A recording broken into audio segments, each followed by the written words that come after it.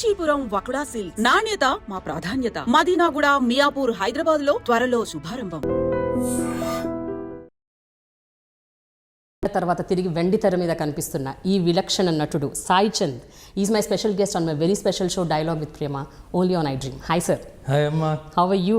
Good excellent. Very nice seeing you like this. Thank you అమ్మా. కాకపోతే మీరు నాకు మళ్ళీ ఆ తండ్రి లాగా మంచిగా గడ్డం పెట్టుకొని అలా కనిపిస్తారు అనుకున్నాను. యాక్చువల్లీ మీరు ఇంత యంగ్ గా కనిపిస్తారని నేను ఊహించలేదు. యాక్చువల్లీ ఏంటంటే సాయి పల్లవి, శరణ్య వీళ్ళిద్దరితో నాకు చాలా విపరీతమైన అటాచ్మెంట్ పెరిగింది. వాళ్ళు యాక్చువల్లీ ఇప్పుడు కూడా బయటకు వెళ్ళి నన్ను నాన్న నాన్న అని పిలుస్తారు, ఇప్పటికీ అలానే ఉంది. ఇలా మీ ఇంటర్వ్యూ ఉంది అంటే ఎట్లా ఏ డ్రెస్ వేసుకుంటున్నావు నాన్న అంది. నేను అన్నాను, అరే మా పంచతో ఉంటే బాగుంటుందేమో. నాన్న నువ్వు పంచ వేసుకోవడానికి వీలే లేదు, నువ్వు కొంచెం రఫ్ అండ్ టఫ్గా కనబడు, ఆ గడ్డం తీసేసేయి అది ఇది అని చెప్పి వాళ్ళు తయారు చేసిన గెటప్ అనమాట. అంతేనా? నా పిల్లలు ఇద్దరు కూతుర్ల మాట వింటున్నారు మీరు. నిజంగా మానవ సంబంధాలు అన్న దాని మీద మా కుటుంబం అంటే ఈ సినిమా నాకు ఇచ్చినటువంటి అపూర్వమైన కానుకం అది, ఆ పిల్లలిద్దరు. సార్ 1 year ట్రావెల్ చేశారు ఆ ఫిలింతో, ఆ పిల్లలతో అండ్ మొత్తం టీంతో. సో ఈ 1 yearలో మీకు బాగా అటాచ్మెంట్ పెరిగింది. మీరే మన ఆడియో రిలీజ్లో కూడా చెప్పారు, అంటే పిల్లలు ఇంకా నాకు ఒక తండ్రిలాగే నేను అయిపోయానన్న ఫీలింగ్ వచ్చేసింది. So just share those experiences sir. అంటే అమ్మ యాక్చువల్లీ ఒక మిస్టిక్ ఎక్స్పీరియన్స్ లాగా జరిగిందమ్మా నాకు ఈ సినిమా అన్నది. నేను June last year 2016 June 25th నా బర్త్డే రోజు కాలు రిపీటెడ్గా వస్తూ ఉంది. అంటే అన్నోన్ కాల్ కదా అని జనరల్గా ఎత్తాం కదా, రిపీటెడ్గా వస్తూ ఉంది. ఏంటి అని ఎత్తేటప్పటికి శేఖర్ కమల నేను సార్ శేఖర్ కమల మాట్లాడుతున్నాను. సాయి చంద్ గారు మీరు నా సినిమాలో చేస్తారా అని అడిగారు అనమాట. నేను ఒక్కసారి ఇష్టమే అనమాట. అది నేను అన్నాను, సార్ మీరు ఈ తరంలో నాకు ఇష్టమైన దర్శకులు మీరు అడుగుతున్నారు, టెంప్టింగ్ ఉంది కానీ నేను మానేసి 20 సంవత్సరాలు అయిందండి. ఎగ్జాక్ట్గా 20 సంవత్సరాలు అయిందమ్మా. నేను లాస్ట్ సినిమా అంకురం 1993 ఎగ్జాక్ట్లీ. ఇదేంటి ఇంకొక మిస్టిక్ ఎక్స్పీరియన్స్ ఏంటంటే 1993లోనే నా చిన్న కూతురు సాయి పల్లవి పుట్టిన సంవత్సరం. ఓకే. అట్లా ఏవో అనేక రకాల మిస్టిక్ ఎక్స్పీరియన్స్. తర్వాత నేను నా శేఖర్ కమల్ గారితో చెప్పాను, 25 ఏళ్ళైంది సార్ ఎట్లా చేయను అంటే, లేదండి చేయండి బాగుంటుంది, మంచి తండ్రి క్యారెక్టర్ అండి అని. నేను ఒక్కసారి నీరు గారిపోయానమ్మా. తండ్రి క్యారెక్టర్ అంటే నేను అది ఎట్లా సార్, అసలు నేను సినిమాలో ఏనాడు తండ్రి క్యారెక్టర్ వేయలేదు, అసలు నా జీవితంలో నేను తండ్రిగా నాకు పెళ్లి లేదు, పెటాకులు లేవు, నేను ఒక విధమైనటువంటి ఘాటక బ్రహ్మచారి లాంటి వాడు, నేను తండ్రి క్యారెక్టర్ ఎక్కడ వేయగలను సార్, వదిలేండి ఇంకేదైనా ఉండండి, ఇంకేదో ఎప్పుడైనా చేద్దాంలేండి అన్న. అంటే కాదు, చాలా మంచి క్యారెక్టర్ మీరు వేయాలి. నేను చాలా ఆలోచించి మీకు ఫోన్ చేశాను. ఇది ఒక పని చేస్తాను, మీ ఇంటికి వస్తాను, మీ ఇంటికి వచ్చి నేను మీకు కథ చెప్తాను అన్నాడు. నిజంగా ఆ సంస్కారం ఎంత గొప్ప సంస్కారం అమ్మా. తను ప్రముఖ దర్శకుడు, ఇప్పుడు తను నాకు వచ్చి కథ చెప్తాను అంటున్నాడు ఇంటికి వచ్చి. నేను అన్నాను, అట్లా కాదులేండి, మేము cinema is the directors medium అని నమ్మిన కుటుంబం ఇది, మా నాన్నగారు కానీ మేము కానీ, నేనే మీ దగ్గరికి వస్తాను అని. నెక్స్ట్ డే వెళ్ళానమ్మా. నెక్స్ట్ డే వెళ్ళినప్పుడు చెప్పాడు, చాలా బాగుంది కథ, చాలా బాగుంది. ముందు ఆ పాత్ర వినగానే నాకు 2 ఆడపిల్లలు, భార్య ఉండదు, మీరే పిల్లల్ని పెంచుతారు, వాళ్ళని చక్కగా తీర్చిదిద్దుతారు అనగానే నేను చాలా అట్రాక్ట్ అయ్యాను. ఏదైనా సరే చేయాలి, సినిమా చేయాలి అని అనుకున్నాను. అనుకున్న తర్వాత సరే అని చెప్తాను, కానీ కొంచెం హెజిటేషన్ మటుకు ఉంది, చేయగలనా ఎట్లా అని. అప్పటికి ఎందుకంటే సాయి పల్లవి నేను మానేసి 25 years అయింది కదా, సాయి పల్లవి ప్రేమం, తనకి అంత పేరు వచ్చిన విషయాలు ఇవన్నీ కూడా నాకు తెలియదు అనమాట. సో నేను ఇంటికి వచ్చిన తర్వాత మా నీస్ చరణిని ఉంటుంది, దానికి ఏంటంటే తను పుట్టిన తర్వాత నేను యాక్ట్ చేయలేదు ఎప్పుడు, అందుకని సాయమో నా కోసం ఉన్న ఒక్క సినిమా చేసామో అనేది అనమాట. తను రాగానే ఏం సాయం అంటే, ఏదో ఫాదర్ క్యారెక్టర్ అమ్మా, నాకు చాలా ఎస్టేట్ ఉంది అంటే, ఎవరికి సాయమమ్మా అంది. అంటే సాయి పల్లవికి. అంటే సాయి పల్లవికి అని మొబైల్లో ఫోటో తీసి, అంటే నెట్లోంచి తీసి చూపించింది. చూడగానే ఎంత చిన్నపిల్లలా ఉంది, అయ్యో ఈ పిల్లకైతే నేను తప్పకుండా చేయాల్సిందే, ఈ అవకాశం ఇంకెవరికి ఇవ్వడానికి వీల్లేదనుకొని నేను మెంటల్గా ఇక ఫిక్స్ అయిపోయాను పిల్లకి చేద్దామని. తర్వాత ఏమైందంటే ఫ్యూ డేస్ తర్వాత మళ్ళీ శేఖర్ గారు ఫోన్ చేశారు. అంటే సాయి పల్లవి వచ్చింది, ఒక సీన్ ఊరికే తనకు కూడా కన్వీనియంట్గా ఉంటుంది, రిహార్సల్ చేద్దాం ఒక సీన్ అన్న. తప్పకుండా చేద్దామండి, మేము కూడా 25 years అయిపోయింది కదా యాక్ట్ చేసి, నాకు కూడా కన్వీనియంట్గా ఉంటుంది, తప్పకుండా చేద్దామని వెళ్ళాను అనమాట. వెళ్ళిన తర్వాత కాసేపు సాయి పల్లవి వచ్చింది. వచ్చే ఎట్లా అంత చిన్న పిల్ల ఒక బొమ్మలా నడుచుకుంటూ వస్తా ఉంది, ఒక పుత్తడి బొమ్మలాగా అనిపించింది అనమాట. తల్లి సో క్యూట్, సో ప్రెటీ కన్నా అన్న. ఆ కన్నా అనమాట ఎందుకు వచ్చిందో తెలియదు, ఇప్పుడు కూడా తను కన్నా అనే పిలుస్తుంటాను అనమాట. అందుకని తను వచ్చిన తర్వాత ఇద్దరు ఒక సీన్ చేసాం అనమాట. సీన్ చేస్తున్నప్పుడే తెలిసిపోయిందమ్మా నేను ఒక అద్భుతమైన నటితో నటించబోతున్నాను అని. ఎందుకంటే తను చేస్తున్న విధానం అవన్నీ చూస్తుంటే నాకు మాయాబజార్లో సావిత్రి మళ్ళీ నా కూతురుగా వచ్చిందా అనిపించింది అనమాట. చాలా అంటే స్పాంటేనియస్గా చేయడం, నేను చేస్తున్నప్పుడు కూడా నా చెయ్యి అంటే అప్పటికి ఇంక క్లోజ్ కూడా కాదు కదా మేము, నా చెయ్యి తన భుజాల మీద పెట్టుకోవడం, ఇట్లా మాట్లాడడం అన్న దగ్గర ఇవన్నీ ఎట్లా ఉన్నాయంటే ఒక బోర్న్ యాక్ట్రెస్ అంటే సావిత్రి అంటే ఒక బోర్న్ యాక్ట్రెస్సే చేయాలి. అట్లా చేస్తున్నప్పుడు నేను నిశ్చయించుకున్నాను నేను ఒక అద్భుతమైన నటితో చేయబోతున్నాను, చాలా జాగ్రత్తగా చేయాలి, లేకపోతే ఈ పిల్ల నన్ను తినేస్తుంది అనుకున్నా. ఎందుకంటే ఎస్వి రంగారావు ఎప్పుడు చెప్పేవాడు అనమాట, నేను ఎవరి దగ్గర నటించడానికి నేను భయపడిన కానీ ఒక సావిత్రి దగ్గరే నటించడానికి భయపడతాను, చాలా జాగ్రత్తలు తీసుకుంటాను అని. అలాగా అనిపించింది. తర్వాత జాగ్రత్త తీసుకున్నాను.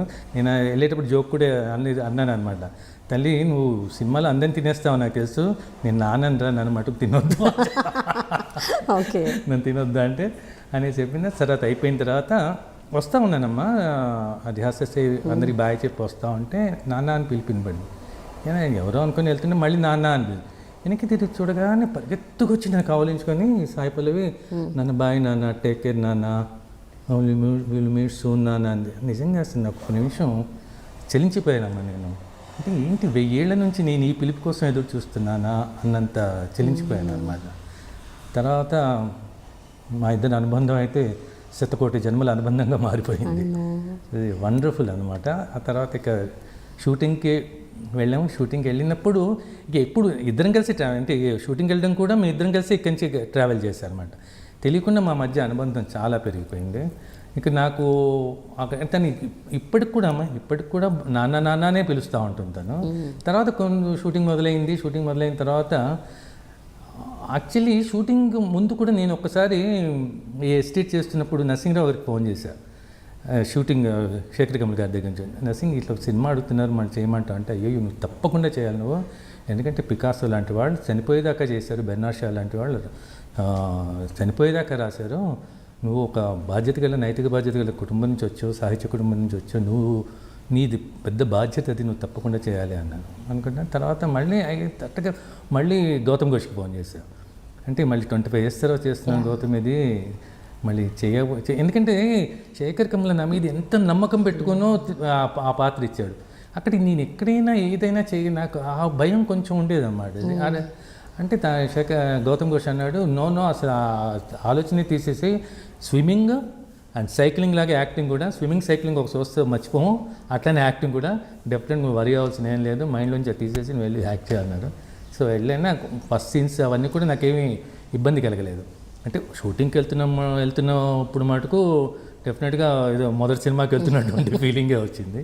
అంటే ఈ లోపల శరణ్య కూడా వచ్చింది, నా పెద్ద కూతురికి వేసిన శరణ్య కొంచెం మొదట హెసిటేటింగ్గానే ఉండేది, కానీ మా ఇద్దరు అనుబంధం చూసేసి నెమ్మది తను కూడా షీ జాయిన్ విత్ అంటే ఒక కుటుంబంలాగా అయిపోయింది అనమాట. అయితే ఫస్ట్ టైం 25 ఏళ్ల తర్వాత మీరు కెమెరా ఫేస్ చేసినప్పుడు మళ్ళీ హౌ వాజ్ దట్ ఎక్స్పీరియన్స్ అండి? మొట్టమొదటిసారి అంటే మొట్టమొదటి సీన్ ఏంటి గుర్తుందా? మొట్టమొదటి సీను యాక్చువల్లీ సినిమాలో నా మొదటి సీనే అమ్మ. అంటే పెళ్లి చూపులకి వీళ్ళు వస్తారు కదా అమెరికా నుంచి, నేను వచ్చినప్పుడు పెళ్లి చూపుల సీన్ జరుగుతుంది. అంటే వరుణ్ తేజ్ బ్రదర్ అంటే శరణ్య నా పెద్ద కూతురు పెళ్లి సీన్, అదే నా సినిమాలో నాకు మొదటి సీను, నా షూటింగ్లో కూడా మొదటి సీన్. సో బిగ్ సీన్ అనమాట, అందరు ఆర్టిస్టులతో వాళ్ళు ఉన్నారు. అందులో నాకు చాలా ఇష్టం ఏంటంటే ఏమో నా వెనకాల ఫోటోలు ఉంటాయి, ఒక ఫోటోలో కార్ల్ మార్క్స్ ఉంటాడు.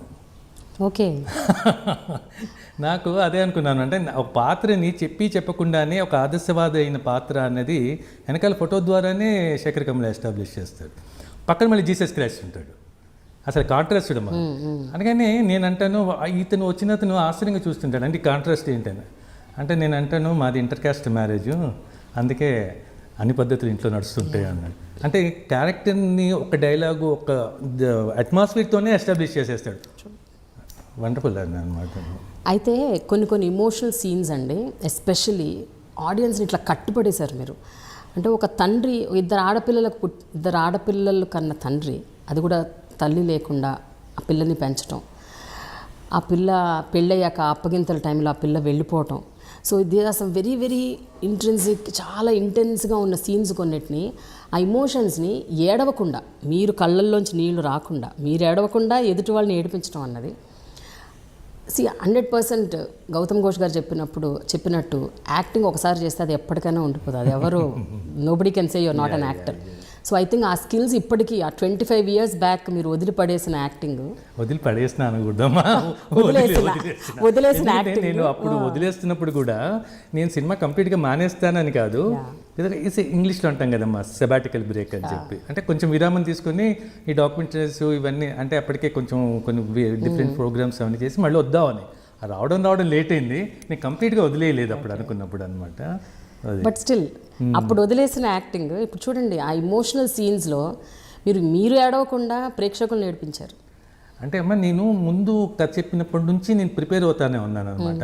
ఎందుకంటే నేను తండ్రిని కాదు, అది ఎక్కడా కనపడకూడదు, అందుకని నేను తండ్రి అవుతున్నానని ఫీలింగ్ అవ్వాల్సిందే అని చెప్పి ఈ పిల్లలతో అంత అటాచ్మెంట్ పెంచుకోవడం. నేను శరణ్యతో కూడా ఫస్ట్ తను హెసిటేట్గా ఉన్నప్పుడు కూడా అన్న, అమ్మ మనం కలిసి చాలా క్లోజ్గా ఉంటేనే సినిమా మీద పండుతుందమ్మా, అందుకని మనం ఈ సినిమా వరకైనా క్లోజ్గా ఉందాము అని చెప్పా. అందుకని అప్పుడు సాయిపల్లివి చాలా క్లోజ్. సాయిపల్లివి నేను చెప్పాను కదా బాన్ యాక్టర్స్ అని, తనకు తెలుసు అనమాట ఎలా ఉంటే ఎలా వస్తుంది, ఎలా ఉంటే ఎలా వస్తుంది తనకు అట్లా ఏ అట్మాస్ఫియర్లో మనం ఉండాలి, ఎవరితో ఎలా క్లోజ్గా ఉండాలి, ఎలా చేస్తే బాగుంటుంది అన్నీ తనకి తెలుసు. సరే కొత్త కదా, బట్ తను లోకల్ కూడా, అందుకని కొంచెం నాతో క్లోజ్ అవ్వడానికి కొంచెం హెసిటేట్ చేసేది అనమాట ఫ్యూ డేస్.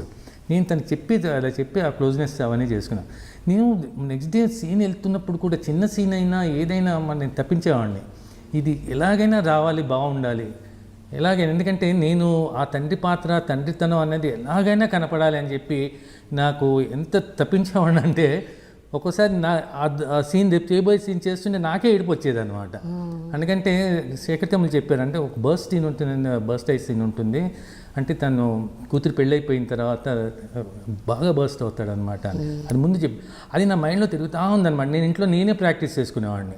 నా కూతురు వెళ్ళిపోతూ ఉంది, నేను చిన్నప్పటి నుంచి పెంచిన కూతురు, అందరికి తల్లి లేదు, నేనే వాళ్ళని పెంచాను, అది వెళ్ళిపోతూ ఉందని నాకు తెలియకుండా ఏడుపు అట్లా వస్తూ ఉండేది అనమాట. అట్లా నేను ఎంత ప్రిపేర్ అయ్యానంటే ఇక ఆ పిల్లలు నా పిల్లలే అన్నంత ప్రిపేర్ అయ్యి చేయడం మొదలుపెట్టాను అనమాట. అందుకని యాక్చువల్లీ జనరల్గా అమ్మ ఈ కాలంలో అంటే ఈ కాలంలో తండ్రిలా కాకుండా కొంచెం విలేజ్ కదమ్మా, విలేజ్లో తండ్రులు ఆడపిల్లలు అంత క్లోజ్గా ఉండరు, అంత అంటే జనరల్గా ఉంటారు, ఆడపిల్లని చూస్తారు చేస్తారు అట్లా. కానీ నేను ఎప్పుడూ ఆ పిల్లల్ని తల్లి లేని పిల్లలు అన్నది ఉన్నాను, తల్లి లేని పిల్లల్ని నేను పెంచానని ఒక తల్లిలాగా కూడా వాళ్ళతో ఉండాలని ఎప్పుడు వాళ్ళ భుజం మీద చేస్తాను. ఇప్పుడు సాహిత్యపల్లిని మాట్లాడిన కొంచెం బుగ్గలు తట్టడం కానీ సరైనతో ఉన్నప్పుడు కానీ ఎట్లయినా వాళ్ళు టచ్ లేకుండా నేను ఉండడం ఎక్కువ ఉండేవాడిని కాదనమాట. అట్లా విపరీతంగా అటాచ్మెంట్ పెంచుకోవడం వల్ల నాకు చాలా అది తెలియకుండా వచ్చేసింది, అది కనపడడానికి ఆస్కారం వచ్చిందన్నమాట. అంటే హాలీవుడ్లో కూడా అమ్మ మేము చిన్నప్పటి నుంచి ఒక కల్చర్ ఇంట్లో అంతా ఒక టైప్ ఆఫ్ కల్చర్ ఉండేది, అంటే సినిమా పెయింటింగ్ ఇలా అని. వైకుంఠం అని ఫేమస్ ఆర్టిస్ట్ ఉండేవాడు, తను నాకు ఆల్మోస్ట్ చిన్నప్పటి నుంచి తెలుసు. తను చాలా అంటే తను ఇలాంటి విషయాలు చాలా డిస్కస్ చేస్తున్నాడు. ఇప్పుడు హాలీవుడ్లో యాక్టర్స్ ఎప్పుడు అలా ఉండేవాళ్ళు అని, ఏదైనా దానికోసం దాన్నే మైండ్లో, ఇప్పుడు నువ్వు ఒక పాత్రను చేస్తున్నావు దాన్నే మైండ్లో పెట్టుకుంటే ఆ పాత్ర తెలియకుండా నువ్వే అయిపోతావు అని చెప్పి అది నేను ట్రై చేశాను.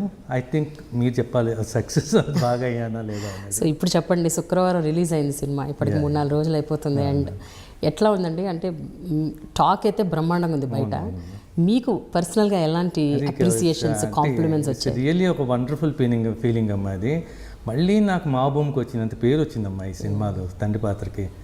ఎంత అంటే మా జనరేషన్ వాళ్ళు ఫోన్లు చేసి మాట్లాడడం అంటే అది ఆశ్చర్యమేం లేదంటే పెద్ద ఇంటలెక్చువల్స్ దగ్గర నుంచి సినిమా వాళ్ళు అందరూ ఫోన్ చేసి మాట్లాడతారు. చిన్న పిల్లలు ఫోన్ చేసి మాట్లాడుతూ ఉన్నారమ్మా. నాకు అది చాలా ఆడపిల్లలు కానీ మగ పిల్లలు కానీ చిన్న పిల్లలు అనమాట.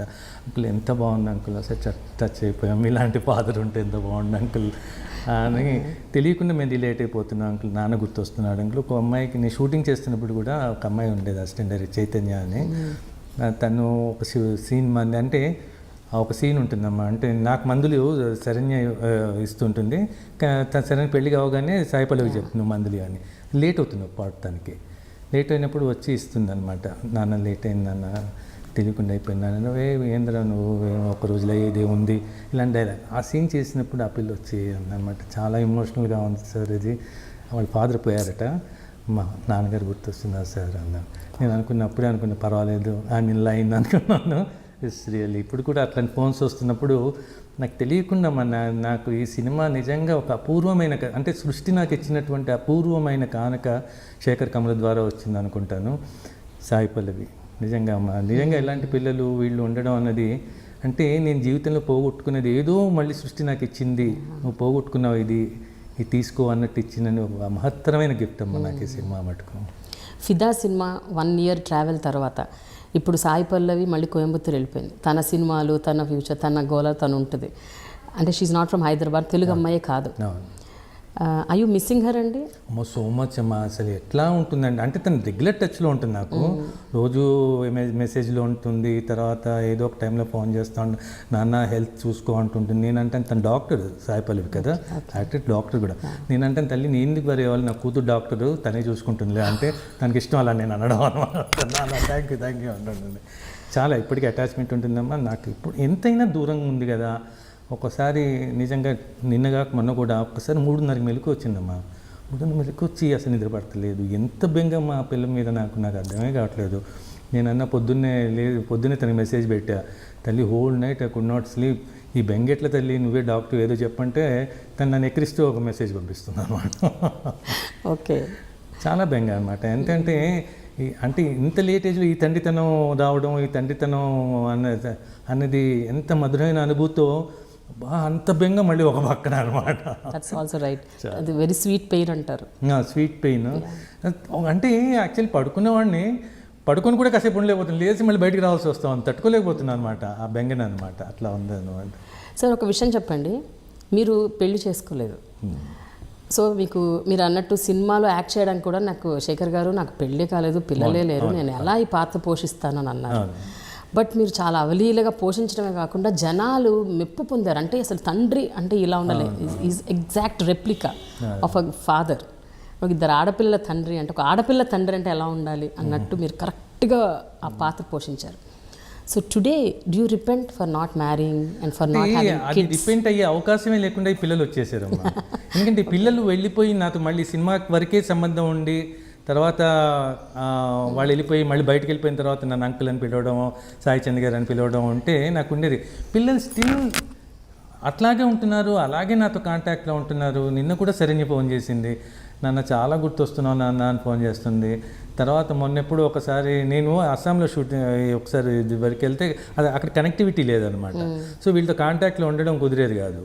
అది తర్వాత నేను మళ్ళీ ఢిల్లీకి వచ్చి ఫ్లైట్ ఎక్కేటప్పటికి విపరీత మెసేజ్లు వచ్చినాయి, పెండింగ్ మెసేజ్లు. ఆ శరణ్య అంటుంది, నాన్న నాకు అసలు నువ్వు కల్లోకి వస్తున్నావు, రెస్పాండ్ కూడా కావట్లేదు ఏంటి అంటా ఉంది. సాయిపల్లి అలానే మెసేజ్, వాట్ హ్యాపెండ్ టు నాన్న, we're very afraid of you, what happened అంటాను అనమాట. ఆ అటాచ్మెంట్ ఎట్లా పెరిగిపోతుందంటే ఇప్పటికి కూడా వాళ్ళు అలాగే ఉంటున్నారు. సో నేను చేసుకోలేదని మిస్ అయిన బాధ ఏం లేదమ్మా. చేసుకుంటే నాకు ఇంత మంచి పిల్లలు ఉండేవాళ్ళు కాదో తెలియదు, వీళ్ళు ఉండబట్టి అట్లా లేదు. ఈ బంధం మటుకు నాకు కలకాలం మటుకు ఉండాలని ఉంది. జన్మజన్మలు వీళ్ళతో ఎట్లా ఉండాలని మటుకు ఉందమ్మా. నేను అప్పుడు సాయిపల్లవికి చెప్తా, తల్లి మనం జన్మజన్మలు ఉండాలా ఎట్లా అంటాను. అంటే ఎందుకు నన్ను నువ్వు వరి అవుతావు, నేను నీ కూతుర్నే నాన్న అంటుంది. నీ కూతుర్నే నేను అని మళ్ళీ దానికి అండర్లైన్ చేసి మళ్ళీ మెసేజ్ పంపుతున్నాను. ఓకే, మీరు ఇంకా సినిమా చూడలేదంట, నిజమేనా? అంటే నేను యాక్చువల్లీ ఏమైందంటే అమ్మా, నాకు షూటింగ్లోనే అంత బెంగ ఇట్లా ఉంది, నేను సినిమా చూస్తే తట్టుకోగలనా అన్నది నాకు నిజంగా ఇది అనిపించింది అన్నమాట. అవునా? అంటే ఆ ఎమోషనల్ సీన్స్ మీరు తట్టుకోలేరు? అసలు ఇదే తట్టుకోలేకపోతా ఉన్నాను. వాళ్ళిద్దరు సాయిపల్లి కోయంబత్తూరు వెళ్ళిపోయి తర్వాత మెడ్రాస్ వెళ్ళిపోయి షూటింగ్లో ఉంటేనే నేను అసలు మధ్యరాత్రి మెలకువలో వచ్చి నిద్రపట్టగా ఈ బెంగతో చచ్చిపోతున్నాను. నేను సినిమా చూస్తే అసలు తట్టుకోగలనా అని చెప్పి సాయిపల్లికి చెప్పాను, నేను తల్లి నేను చూడలేను రా, నువ్వు నన్ను వదిలేసి నువ్వు చూడదలుచుకోలేదు అని. ఇంకెప్పుడు చూడను నేను ఈ సినిమా, చూస్తే నేను తట్టుకోలేను. నాన్న డోంట్ వరీ, నేను వస్తాను, మన ఇద్దరం కలిసి చూద్దాం అంటా. ఓకే, అంటే ఇది భయంగా ఉందమ్మా నిజంగా సినిమా చూడడానికి, తట్టుకోగలన సినిమా చూస్తే అని అనమాట. నేను ఇప్పటికీ ఎట్లా ఉందంటే అసలు అంటే మీరన్నా స్వీట్గా ఉంది ఆ బాధ, మళ్ళీ ఎంత అనమాట. అంటే ఇంత లేట్ ఏజ్లో 2 పిల్లలు ఎదిగొచ్చిన 2 పిల్లలు అంత అఫెక్షన్ ఇవ్వడం, అంత ప్రేమగా నన్ను చూడడం, ఇంకా నాన్న నాన్న అని పిలవడం, నీ కూతుర్ని నాన్న, ఎప్పటికీ నేను కూతుర్ని అనడం, ఇవన్నీ కూడా. కానీ మిమ్మల్ని క్వశ్చన్ అడగొచ్చా మేము, ఎందుకు మీరు పెళ్లి చేసుకోలేదు? అట్లా ఏం లేదమ్మా, ఎందుకో చిన్నప్పటి నుంచి అనిపించేది. యాక్చువల్లీ మాకు నారాయణగూడలో ఉండేవాళ్ళం. మాకు రామకృష్ణ మఠ్ దగ్గర ఉండేది. నేను హేతువాద కుటుంబం నుంచి వచ్చినప్పుడు నాకు వివేకానందుడు అంటే ఎందుకో తెలియని ఇష్టం ఉండేది. వివేకానందుడిని మనం ఒక స్పిరిచువల్గా చెప్పలేం కదా, ఈజ్ ఎవ్రీథింగ్. అతన్ని అందరం ఇష్టపడతాం. ఇటు అతివాదులు మితవాదులు ఆయన ఇష్టపడిన వ్యక్తి భారతదేశంలో ఎవరు ఉండరు అనుకుంటా. ఒక పక్క గాంధీ ఇష్టపడేవాడు, ఒక పక్క మార్క్సిస్టులు ఆయన ఇష్టపడేవాళ్ళు. అట్లా అది తెలియకుండా ఆయన మా రామకృష్ణ మఠ్తో ఆయన వెళ్ళడం, వివేకానంద లిటరేచరు, దాంతో నాకున్నట్టు అనుబంధం, ఇవన్నీ కూడా ఎందుకో తెలియకుండా వీటికి కొంచెం దూరంగా ఉంచింది ఏమో అనుకుంటాను నేను అనమాట. అంటే కాన్సన్ట్రేషన్ అటువైపు ఉండింది ఎక్కువ, ఫోకస్. అంటే పెళ్ళి అక్కర్లేదులే, పెళ్ళి ఈజ్ నాట్ ఫైనల్ అనుకునేవాడిని. కానీ పిల్లలు వచ్చిన తర్వాత తెలుస్తున్నాను తండ్రితనం అన్నది ఇంత అద్భుతమైంది. నేను ఇది లేకపోతే చాలా పోగొట్టుకునేవాడిని అని.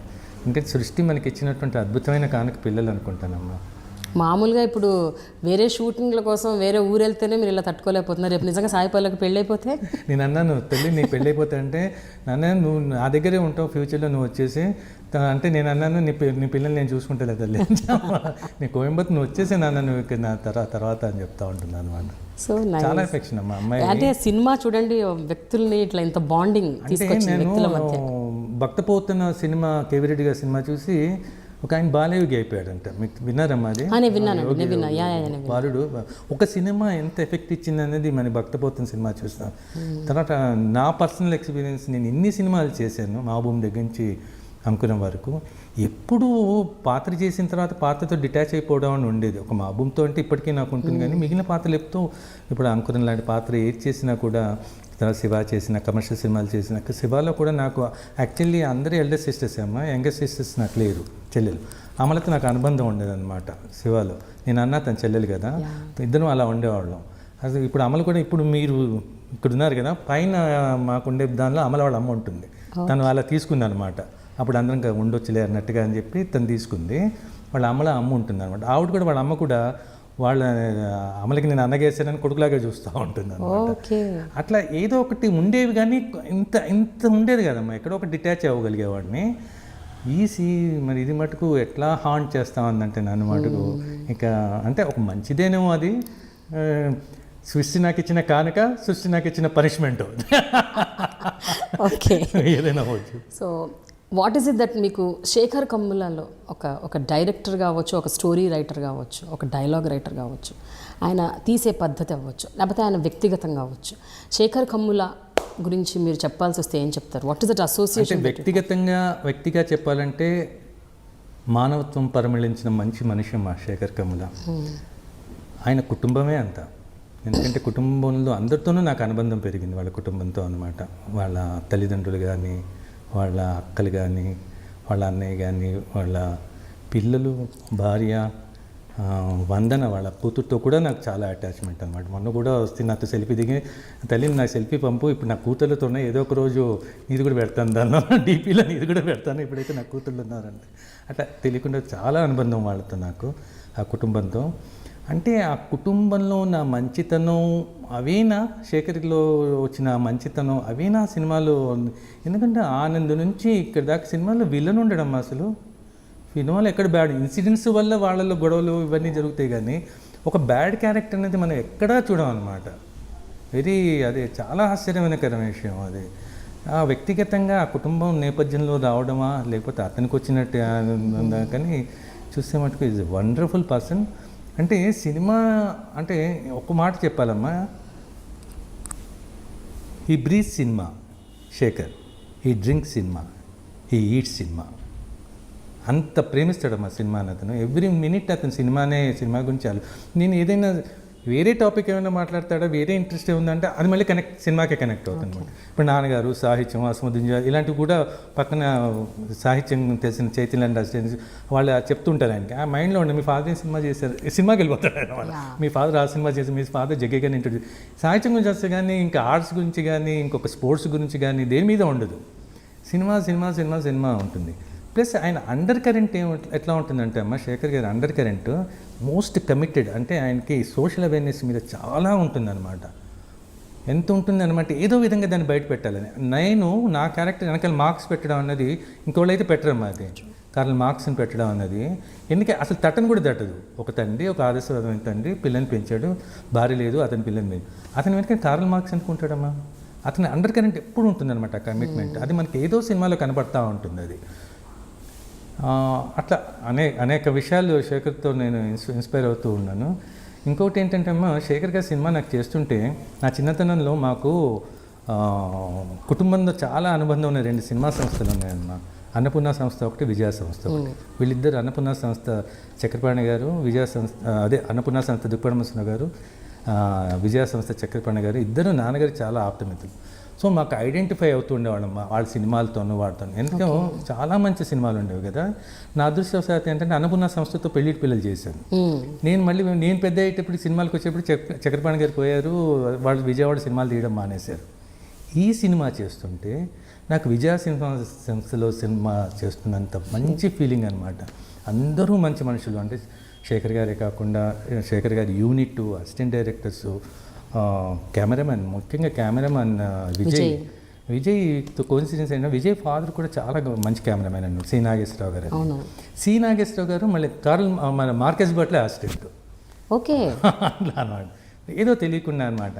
చక్కగా విజయ సంస్థలో ఒక మంచి సినిమా చేస్తున్నంత ఫీలింగ్, ఒక మిస్సమ్మ చేస్తున్నాం, గుండమ్మ కథ చేస్తున్నాం అని, అట్లా చాలా అద్భుతమైన. షూటింగ్ టైంలో ఏదన్నా ఒక మోస్ట్ మెమరబుల్ ఇన్సిడెంట్ ఏమైనా గుర్తుందా మీకు? అంటే ఆ షూటింగ్ టైంలో ఎప్పుడైతే మీరు బాన్సువాడలో మీరు షూట్ చేస్తున్న ఆ మొత్తం 1 year ప్రాసెస్లో ఏదైనా ఒక మూమెంట్, ఒక మెమరీ? అంటే నా కూతురుతోనే ఒకటి ఏంటంటే అమ్మ, మేము నిజామాబాద్లో షూటింగ్ చేసినప్పుడు జనరల్గా అక్కడే ఉండేవాళ్ళం. ఎక్కడ బాన్సువాడ ఫస్ట్ షెడ్యూల్ బాన్సువాడలో ఉండేవాళ్ళం. నేను ఏదో గెస్ట్ హౌస్లో ఉండేవాడు, సాయిపల్లి వేరే గెస్ట్ హౌస్లో ఉండేవాళ్ళు, ఇట్లా ఉండేవాళ్ళు. తర్వాత ఒక సెకండ్ షెడ్యూల్ మళ్ళీ ఒక చిన్న షెడ్యూల్ వేసుకుని వెళ్ళినప్పుడు అక్కడ గెస్ట్ హౌస్లో లేకపోతే నిజామాబాద్లో ఉన్నాం. నిజామాబాద్ నుంచి బాన్సువాడకు వచ్చేవాళ్ళం. ఒకరోజు నేను సాయిపల్లివి లిఫ్ట్లో దిగుతున్నాం అనమాట, షూటింగ్కి వస్తూ. లిఫ్ట్లో దిగుతున్నప్పుడు మాతో 3rd person ఉన్నాడు. వాడికి సాయిపల్లివి తెలియదు, అంటే సాయిపల్లివి కొత్తగా తెలియదు. నన్ను గుర్తుపెట్టాడు, మీరు మాబూమ్ సాయిచంద్ కదా అన్నాడు. మాబూమ్ సాయిచంద్ కదా అంటే అవును అన్నాను. ఈమె ఎవరు అన్నారు. నా బిడ్డ అన్నా. అదే పోలికలు ఉంటే సాయిపల్లి అంటే ఏమో తనకు అర్థమైంది. నాన్న నీ ముఖ్యమో షార్ప్, నా ముఖ్యమో షార్ప్ కాదు, మన ఇద్దరికి పోలికలు ఉన్నాయంట. ఇలాంటి ఇన్సిడెంట్స్ చాలా ఉన్నాయమ్మా. అంటే వండర్ఫుల్. అంటే అదేంటో తెలియకుండా చాలా ఈ సినిమా నన్ను సెంటిమెంట్ చేసింది. సాయిపల్లివి చేసినా, సినిమా చేసినా, శేఖర్ చేసాడో తెలియట్లేదు అనమాట. మొత్తాన్ని మీరు అందులో వెళ్ళిపోయారు టోటల్గా. వెళ్ళిపోయాను. అది హ్యాంటింగ్ వదలటం లేదు, ఏం చేయాలి ఇది. నేను అన్నాను సాయిపల్లి వస్తే, తల్లి ఎట్లా డిటాచ్ అవ్వాలిరా నీతో? డిటాచ్ అవ్వడం ఏంటి నాన్న అంటుంది. డిటాచ్ అవ్వడం ఎందుకు నాన్న అంటున్నాను అంట. తల్లి ఎట్లరా నువ్వు షూటింగ్లోకి వెళ్ళిపోతావు, నాకేమో నిద్రపడతలేదు ఇక్కడ, ఏం చేయాలి అంటూ ఉంటాను అనమాట. మీరు ఎక్కడైనా ఏదైనా డైలాగ్ చెప్పేటప్పుడు, ఏదైనా సీన్ చేసేటప్పుడు, ఎస్పెషల్ ఇమోషనల్ సీన్స్ దగ్గర ఎప్పుడైనా మీరు ఇది నాకు రావట్లేదు, నేను చేయలేకపోతున్నాను, లేకపోతే ఇది ఇంకొక 10 సార్లు చేయాలి అంటే చాలా టేకులు తీసుకున్నాను, అలా ఏమన్నా అయ్యాయా? అట్లా కాకుండా అమ్మ, నాకు సీన్ ముందు తీసుకుని ప్రిపేర్ అయ్యే వచ్చేవాడిని అనమాట. అంటే శేఖర్ నాకు ఇచ్చినటువంటి ఇది కూడా, అంటే ఫ్రీడమ్ కూడా ఇచ్చాడమ్మా. అంటే తను జనరల్గా తన పద్ధతిలో తను చేసుకుంటూ వెళ్తుంటాడు కదా. జనరల్గా నేను చెప్పను. ఇప్పుడు బాపు గారు పెళ్ళిటి పిల్లలు చేస్తున్నప్పుడు కూడా చిన్న డైలాగ్ ఏదో ఇబ్బంది పెడతా ఉందన్నమాట. అంటే నన్ను డైలాగ్ చెప్పడానికి కాదు, ఇదేదో తప్పర్థం వస్తూ ఉందని రమణ గారికి వెళ్ళాను. సార్ ఇది ఇట్లా ఏదో వస్తూ ఉంది, తేడా వస్తూ ఉంది, ఇట్లా మార్చుకోవచ్చా అని. మార్చుకో బాబు ఏందని. కానీ ఒక్కసారి దుప్పడమస్తున్నవారు కూడా చెప్పు అన్నారన్నమాట. దుప్పడమస్తున్నవారికి వెళ్తే, అంకుల్ మరి ఇలా వస్తుంది, రమణ గారు చెప్పాను, మార్చుకోవచ్చు అన్నారు, పర్లేదా అన్న. ఆయన నా వైపు చూసుకుంటేగా, అంటే రమణ రాసిన డైలాగులు నువ్వు మారుస్తున్నావా? బాబు గారు కూడా నన్ను జోక్గా అనమాట, గోపిచంద్ గారు అబ్బాయి డైలాగులు మార్చేసుకుంటున్నావటగా అంటున్నాను అనమాట. అట్లా అంటే కొంచెం సెన్సిబుల్గా ఉంటే ఏ డైరెక్టర్ని ఒప్పుకుంటారు కదా. శేఖర్ గారు నాకు ఆ చనువు ఇచ్చారు, అది ఆ చనువుతో కొంచెం ఆ ఫ్రీడమ్ ఇచ్చారు. ఈ సినిమాలో వీలైనంత వరకు ఫస్ట్లో వాళ్ళ స్క్రిప్ట్లో లేని కొన్ని నేను యాడ్ చేసుకున్నాను పిల్లలతో ఉన్నప్పుడు అనమాట. అంటే తల్లి అన్న వర్డు, బిడ్డ అన్నది తెలంగాణలో బిడ్డ ఎక్కువ వాడతారు, నేను ఎక్కువ ఈ సినిమాలో బిడ్డ వాడాను. తర్వాత అది అడుగుతున్నాను, నాన్న నేను లేట్గా వచ్చింది చేస్తాను, గిల్టీనెస్ అడుగుతుంది, నాన్న నేను బంగారం కదా అంటున్నాను. అవును తల్లి అనేది మామూలు వాళ్ళు రాసి, నేను అన్న నా మేలిం బంగారం రా నువ్వు, నా ప్రాణం రా నువ్వు, ఇలాంటివన్నీ నేను యాడ్ చేస్తాను. ఇవి యాడ్ చేసుకోవడం వల్ల నాకు ఇంకా పెరిగిందా ఈ గోలంతా, ఈ తండ్రితనం నాకు అర్థం కాలేదన్నమాట. అంటే మీరు అప్పటికే ఆవిడతో బాగా అటాచ్ అయిపోయారు కాబట్టి మీకు కాన్షియస్గా లోపల నుంచి వచ్చేసినాయి కొన్ని డైలాగ్స్. అంటే నేను ఇంకో పిల్లల్ని పెంచిన వాడినిగా పెంచి ఉంటే, అంటే నాకు సొంత పిల్లలు ఉంటే పోనీ ఆ వర్డ్స్ నేను వాడాను ఇంతకుముందు అనుకోవడానికి లేదనమాట. నేను పడుకుంటాను నాన్న అంటే ఆ సీన్ మళ్ళీ ఎందుకు లేదు ఇందులో. నేను పండుకుంటాను నాన్న అంటే పోరా పోయి బజ్జుకో ఈ బజ్జుకో ఇలాంటివన్నీ వాడాను అనమాట. అందుకని శేఖర్ గారు కూడా చాలా ఇష్టపడేవాళ్ళు ఇలాంటి. అంటే నేను చెప్తున్న దానికి మీరు యాడ్ చేస్తున్నా కూడా బాగున్నాయండి అంటుండేవాడు అనమాట. అంటే is a very liberal person అనమాట. అంటే తను చెప్పిన దాన్ని మార్చడం కొంతమంది హర్ట్ అయిపోతారు. అంటే నేను చాలా లౌక్యంగా కూడా వాళ్ళని వెళ్ళి కూడా అలాంటి డైరెక్టర్ దగ్గరికి వెళ్ళి కూడా మార్చుకుని ఉన్నాయి. ఎందుకంటే అవుట్పుట్ ఈజ్ ఇంపార్టెంట్. అక్కడ ఈగోస్ కన్నా కూడా నువ్వు ఇది మీరే అని సినిమా చూసిన తర్వాత మీరు ఒక మాట చెప్పి మార్చుకుంటే పోయేది కదా సార్ అని మీరే అంటారు అనమాట. అందుకని అవుట్పుట్ ఇంపార్టెంట్ కదా. సరే మన ఈగోస్ ఎక్కడ అని వాడు ఫస్ట్ ఒప్పుకోపోయినా మళ్ళీ వెళ్ళి బతికినాడుతున్నట్టు ఏదో ఒకటి చేసి దాన్ని మార్చుకునే ఇది ఉంటుంది. ముందు నుంచి అలా ఉండేది. ఇలాంటివి కూడా నేను ఇందులో యాడ్ చేసుకోవడం అని కూడా శేఖర్ గారు చాలా పెద్ద మనసుతో ఒప్పుకున్నారనమాట. అది చాలా సో ఈ సినిమాలో మీకు వరుణ్ తేజ్తో కాంబినేషన్ సీన్స్ చాలా తక్కువ, ఒకటో రెండో ఉంటాయి. లాస్ట్లో ఒక సీన్ క్లైమాక్స్ ముందు అంటే ఇంటి దగ్గర భోజనాలకు వచ్చినప్పుడు అట్లా అంతే ఒక్కటి రెండు సీన్స్. బట్ ఆ పర్టిక్యులర్ అసోసియేషన్ ఎట్లా ఉండేదండి? అంటే నాకు వరుణ్ ఏంటంటే లైక్ మై ఫ్యామిలీ ఫ్రెండ్ లాగానే అనిపించేవాడు. అంటే ఎందుకంటే నేను మంచుపల్లికి చేశాను కదా మా చిరంజీవి గారితో. మంచుపల్లిలో చిరంజీవి మేమందరం కలిసి చేసాం కానీ చిరంజీవి గారితో నాకు చాలా ఫ్రెండ్షిప్ ఉందన్నమాట. ఎట్లా అంటే అసలు ఇంచుమించుగా నేను నాకంటే కొంచెం ముందు తను వచ్చారు. వచ్చిన తర్వాత తనకి ఎందుకు నా యాక్టింగ్ అంటే ఇష్టం ఉండేది చిరంజీవి గారి. అంటే నేను కొంచెం ప్యారలల్ సినిమాలు చేయడం అది ఇది అనమాట. దానివల్ల ఇష్టం ఉండేది. మంచుపల్లిలో కలిసి చేయడం అనేది ఈ సినిమాలాగే ఏంటంటే మంచుపల్లి కూడా పెద్ద బిగ్ షెడ్యూల్ అనమాట. సో హైదరాబాద్లో చేశారు. అందరం ఫ్రెండ్లీగా ఉండేవాళ్ళం అనమాట. చిరంజీవి అప్పటికే స్టార్. అంటే ఖైదీ రాలేదు కానీ అప్పటికే చట్టానికి కళ్ళు అని చేసి స్టార్ తను అనమాట. అయినా కూడా చాలా కలుపుగోలుతనం ఉండేది తనతో. చాలా అంటే ఎంకరేజింగ్గా ఉండేవాడు. నేను ఫస్ట్ ప్యారలల్ సినిమా చేసి కమర్షియల్ సినిమాలా మంచిపల్లి కమర్షియల్ సినిమా కాదు కానీ కొంచెం నా క్యారెక్టర్ కొంచెం అలా ఉంటుంది అనమాట. ఒక రిబెలియన్ క్యారెక్టర్ లాగా. అంటే ఫాదర్ మాట విండు రిచ్ అలాంటిది అనమాట. చిన్న చిన్న సలహాలు ఇచ్చేవాడు. కొంచెం చిరంజీవి టెక్నికల్గా కూడా ఎక్స్పర్ట్ అనమాట. అంటే మేము యాక్ట్ చేస్తున్నప్పుడు అక్కడ లైట్ ఏదైనా కదిలింది అనుకోండి నాకు తెలిసేది కాదు, చిరంజీవికి తెలిసిపోయేది అనమాట. ఆపేసి ఆ లైట్ కదులుతాను చూసి చెక్ చేసుకోను. ఈజ్ వెరీ ఎక్సలెంట్ అనమాట ఆ విషయంలో. ఆ కలుపుకోలుతను అదంటే నాకు చాలా అటాచ్మెంట్ ఉండేది. తర్వాత కూడా చిరంజీవి గారు నేను సినిమాలు మానేసినప్పుడు కూడా ఒకసారి అదే అన్నాడు, ఎందుకు మానేస్తావు నువ్వు సినిమాలు, నీలో ఇంత పొటెన్షియాలిటీ ఉంది, నువ్వు మానేటువంటి సినిమాలు అన్నాడు.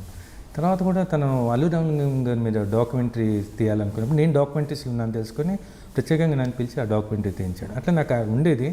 అలా వరుణ్తో కూడా నాగబాబు గారు కూడా చాలా క్లోజ్గా ఉన్నాడు. వరుణ్ని మాకు జూబ్లీస్ క్లబ్లో చిన్నప్పుడు వస్తుండేవాడు. స్విమ్మింగ్కి అన్ని వరుణ్ చెల్లెలు వాళ్ళు అందరూ అనమాట. ఉండేది కొంచెం వచ్చింది కానీ ఏదో మా ఇంటి కుర్రాళ్లే అన్నట్టు ఉండేది. వరుణ్ మటుకు అమ్మ ఎంత సంస్కారం ఉన్న మనిషి అంటే పెద్దలంటే గౌరవం అది ఇది. అంటే ఒకరు ఫస్ట్ మేము చెప్పిన సీన్ చేసినప్పుడు అప్పుడు వచ్చాడు అనమాట షూటింగ్కి. మాది 3-4 డేస్ అయిన తర్వాత తను వచ్చాడు. వచ్చినప్పుడు డైరెక్టర్ని కలవడానికి వస్తే అప్పుడు షూటింగ్లో ఉన్నాను. నేను పల్లవి లోపల చేస్తున్నాను, వాళ్ళేమో మానిటర్ దగ్గరికి వచ్చి చూస్తున్నారు. మా పల్లవి షూటింగ్ అయిపోయిన తర్వాత పల్లవి బయటికి వెళ్ళి మళ్ళీ పరిగెత్తుకు వచ్చి నాన్న కమ్మంది. ఏంటంటే ఇట్లా చేపట్టుకొని సో టాల్ నాన్న అంది. ఎవరు తల్లి అంటే వరుణ్ అంది.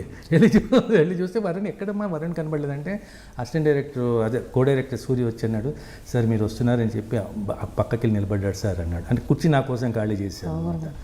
అంత గౌరవం ఉండేది. తర్వాత కూడా నేను వరుణ్ రా ఒకసారి అంటే అక్కడ దూరంగా వచ్చాడు. మరి నేను మీ పెద్దనాన్నగారితో యాక్ట్ చేసి అయ్యో నాకు మంచుపల్లికి చాలా ఫేవరెట్ ఫిల్మ్ సార్ మీరంటే నాకు చాలా ఇష్టము అని చెప్పాడు అన్నమాట. అన్న తర్వాత ఎక్కడ షూటింగ్లో ఉన్నామా యాక్చువల్లీ నేను నా కూతురు ఇద్దరం వెరీ సింపుల్. షూటింగ్ అంటే తను కోయంబత్తూర్ నుంచి ఒకటే వచ్చేది తల్లి. నిజంగా అసలు నాకు ఆశ్చర్యంగా ఉండేది అనమాట. ఒకటే ఉండేది వెళ్ళిపోయేది. అసలు ఏ స్టార్ అయినా ముగ్గురు నలుగురు కన్నా మినిమం తీసుకుని రాకుండా ఉండరు. తను ఒకటే వాళ్ళ అమ్మాయి ఫస్ట్ టైం వాళ్ళ అమ్మతో వచ్చిందమ్మా. వాళ్ళ అమ్మని 3 రోజులు నుండి వెళ్ళిపోయింది. తన యూనిట్ అంతా క్లోజ్ అయిపోయారు కదా, ఎప్పుడు ఒకటి వచ్చి అంత సింపుల్గా ఉండే.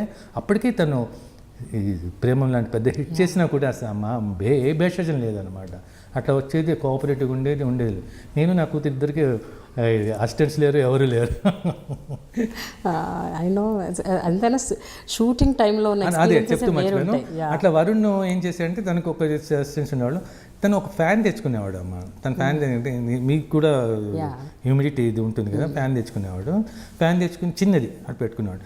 నా షార్టే నేను వచ్చి కూర్చుంటే ఆ ఫ్యాన్ నా వైపు తిప్పేవాడు అనమాట తను పర్సనల్గా. నేను నన్ను వరుణ్ వదిలేసేవాడు, నీకు ప్రాబ్లం అది నీకు కొంచెం అలవాటు కదా, నాకు అసలు ఫ్యాన్ ఇది అలవాటే లేదు లేదు లేదు ఉంచండి అంత మర్యాద ఇచ్చేవాడు అనమాట. It's very nice. అయితే సాయి చంద్ గారు ఇప్పటివరకు ఫిదా గురించి మాట్లాడుకున్నాం, కానీ అసలు సాయి చంద్ అంటేనే జనరల్గా అందరికీ తెలిసిన విషయం కవులు, రచయితలు, గొప్ప గొప్ప కళాకారుల కుటుంబం నుంచి పుట్టిన వ్యక్తి అని, అక్కడి నుంచి వచ్చిన వ్యక్తి.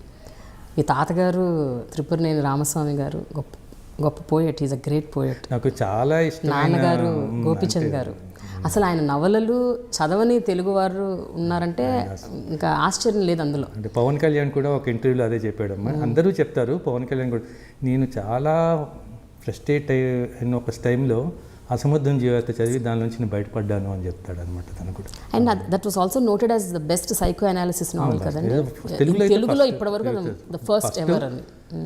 తర్వాత చివరికి మిగిలేదు కూడా, నెక్స్ట్ చివరికి మిగిలేదు. బట్ మీరు చెప్పండి సార్, ఒక తాతగారు గొప్ప కవి, నాన్నగారు గొప్ప రచయిత, సో వాళ్ళిద్దరి నుంచి మీరు ఇంబైబ్ చేసుకున్న క్వాలిటీస్ ఏంటి? అంటే తాతగారు, నేను యాక్చువల్లీ బాహటంగా తాతగారమ్మ, ఇన్నర్గా నాన్నగారు. ఎందుకంటే నేను ఏ వర్క్ చేసినా అది సోషల్లీ రిలివెంట్గా చేసే పనులే చేయాలి అన్నది నాకు తాతగారి దగ్గర నుంచి వచ్చినటువంటి ఒక వారసత్వం అమ్మ. నాన్నగారి వారసత్వం ఏంటంటే అమ్మ మానవతావాదం. ఇంట్లో ఎందుకంటే అది మనిషే కాదు, పశుపక్షాదులు కూడా వాటిని కూడా మనం ఈ సృష్టిలో వచ్చినవి వాటిని కూడా మనతో పాటు ఉంచుకోవాలి, వాటిని కూడా మనతో పాటు కన్సిడర్ చేయాలి అన్నటువంటి సాహిత్యం అయింది. ఎందుకంటే మాకున్న స్వగతాల్లో అర్రుకడిగిన ఎద్దు అని, ఎద్దుగు తన గురించి తను చెప్పుకుంటుందండి స్వగతం. అంటే నేను బాగా పనిచేసే రోజుల్లోనేమో నాతో వ్యవసాయం అన్నీ చేయించుకున్నారు, ఇప్పుడు నా పని అయిపోయింది, నాకు అరుగడిగేటప్పుడు నా అసలు పట్టించుకోవట్లేదని. అంటే అది హ్యూమన్ దీనికి సింబాలిక్గా అనమాట. తల్లిదండ్రుల్ని మనం బాగా ఉన్న రోజు పట్టించుకున్నాం, వాడు ముసలైపోయిన తర్వాత పట్టించుకోవట్లేదని సింబాలిక్గా అట్లా ఉంది. అట్లాంటి చెట్లలో తుమ్మ చెట్టు తన చెప్పుకుంటుంది. అలాంటి మానవతావాదం అన్నది అది నాకు ఇన్నర్గా ఉంటుందమ్మా. నా వ్యక్తిగతంగా అది సొసైటీ పరంగా నేను ఏదైనా పని చేస్తున్నప్పుడు మటుకు 101% తాతగారమ్మ. నాకు ఇంకొకటి అదృష్టం కూడా ఏంటంటేనమ్మా, నా ఎడ్యుకేషన్ అంతా గోరాగారి దగ్గర జరిగిందనమాట. నా వండర్ఫుల్ అంటే నాకు చాలా ఎంగేజ్లో నాన్నగారు అమ్మపోయారు. సో అప్పుడు నన్ను నాన్నగారికి మా కుటుంబానికి చాలా సన్నిహితంగా ఉంటారని చెప్పి గోరాగారికి అప్పుడు స్కూల్ ఉండేది, వాస విద్యాలయం అని, అది రెసిడెన్షియల్ స్కూల్ అనమాట. అక్కడ నన్ను జాయిన్ చేశారు. అక్కడ జాయిన్ అవ్వడం అనేది నాకు చాలా అదృష్టమైన విషయం అమ్మ. ఎందుకంటే అక్కడ అనేక రకాలమైన మనుషులు వస్తుండేవాళ్ళు. అంటే నేను ఎంతో గొప్ప గొప్ప వాళ్ళందరినీ అక్కడ కలవడానికి అవకాశం కలిగిందనమాట. అంటే జాషువా గారు లాంటి వాళ్ళు, తర్వాత అమెరికా నుంచి, ఇంగ్లాండ్ నుంచి గొప్ప గొప్ప రైటర్స్, ఎథిస్టులు వీళ్ళు, తర్వాత గాంధీ గారి మనవరాలు మను గాంధీ, దుర్గాబాయి దేశ్ముఖ్, ఇట్లా ఎంతెంతో మందిని కలిసే అవకాశం అక్కడ చదవడం వల్ల వచ్చింది. దానివల్ల అంటే మా ఇంట్లో 6గురిలో 5గురికి రాని అదృష్టం నాకు అదనమాట, అక్కడ నేను ఉండడం అన్నది. దానివల్ల నాకు జీవితం మీద చాలా ఒక అండర్స్టాండింగ్, ఒక బ్యాలెన్స్, ఒక అవేర్నెస్ రావడానికి గోరాగారు, ఎందుకంటే గోరాగారు ఉన్నప్పుడు నేను చదువుకున్నాను. అందుకని గోరాగారు అప్పటికి ఆయన మంచి ఉద్యమాలు చేస్తున్న సమయంలో నేను అక్కడ ఉన్నాను. బట్ మీ వ్యక్తిత్వం ఒక గ్రేట్ బ్లెండ్ కదండి. అంటే ఒక పక్కన హ్యూమనిజం, ఇంకో పక్కనేమో రేషనలిజం, హేతువాదం, దేవుణ్ణి నమ్మకపోవటం. అండ్ ఐ డోంట్ నో ఇప్పుడు మీరు దేవుణ్ణి నమ్ముతున్నారు కదమ్మా. నాకు ఎప్పుడు చిన్నప్పటి నుంచి నా పుట్టుకకి కారణం అదే కదా, ఆ మిస్టేకే కదా అనేది ఎప్పుడు ఉంటుందమ్మా, ఎప్పుడు ఉంటుంది. నేను జీవితంలో ఎప్పుడు రేషనలిస్ట్గానే ఉంటాను, కానీ అది మటుకు నేను కొట్టేయలేను. అట్లా మరి అది కన్ఫ్యూజన్ స్టేజ్ లేకపోతే ఇదే తెలియదు, కానీ సాయిబాబాతో వల్ల నేను పుట్టాననే కొట్టేయలేను అనమాట. ఎందుకంటే నాన్నగారు అంత గట్టిగా నమ్మి నన్ను బతికించుకున్నారు కదా, అది నేను అలా దాన్ని తృణప్రాయంగా తీసి పారేయలేదు. ఏంటంటే ఆ మిస్టేక్ థింగ్ చెప్పాను కదమ్మా, నేను పుట్టినప్పుడు చాలా ప్రాబ్లం వస్తే నాన్నగారు అప్పుడే సిద్ధి సాబాకి మొక్కుకొని, నువ్వు పుడుతున్నా నా కొడుకు బతుకుతే నీ పేరు పెట్టుకుంటాము, మేము మళ్ళీ నీకు భక్తులం దీనిలో ఉంటాం అని చెప్పి ఇంట్లో అప్పటి నుంచి అసలు మాంసాహారం కూడా తిన్నాం మా ఇంట్లో.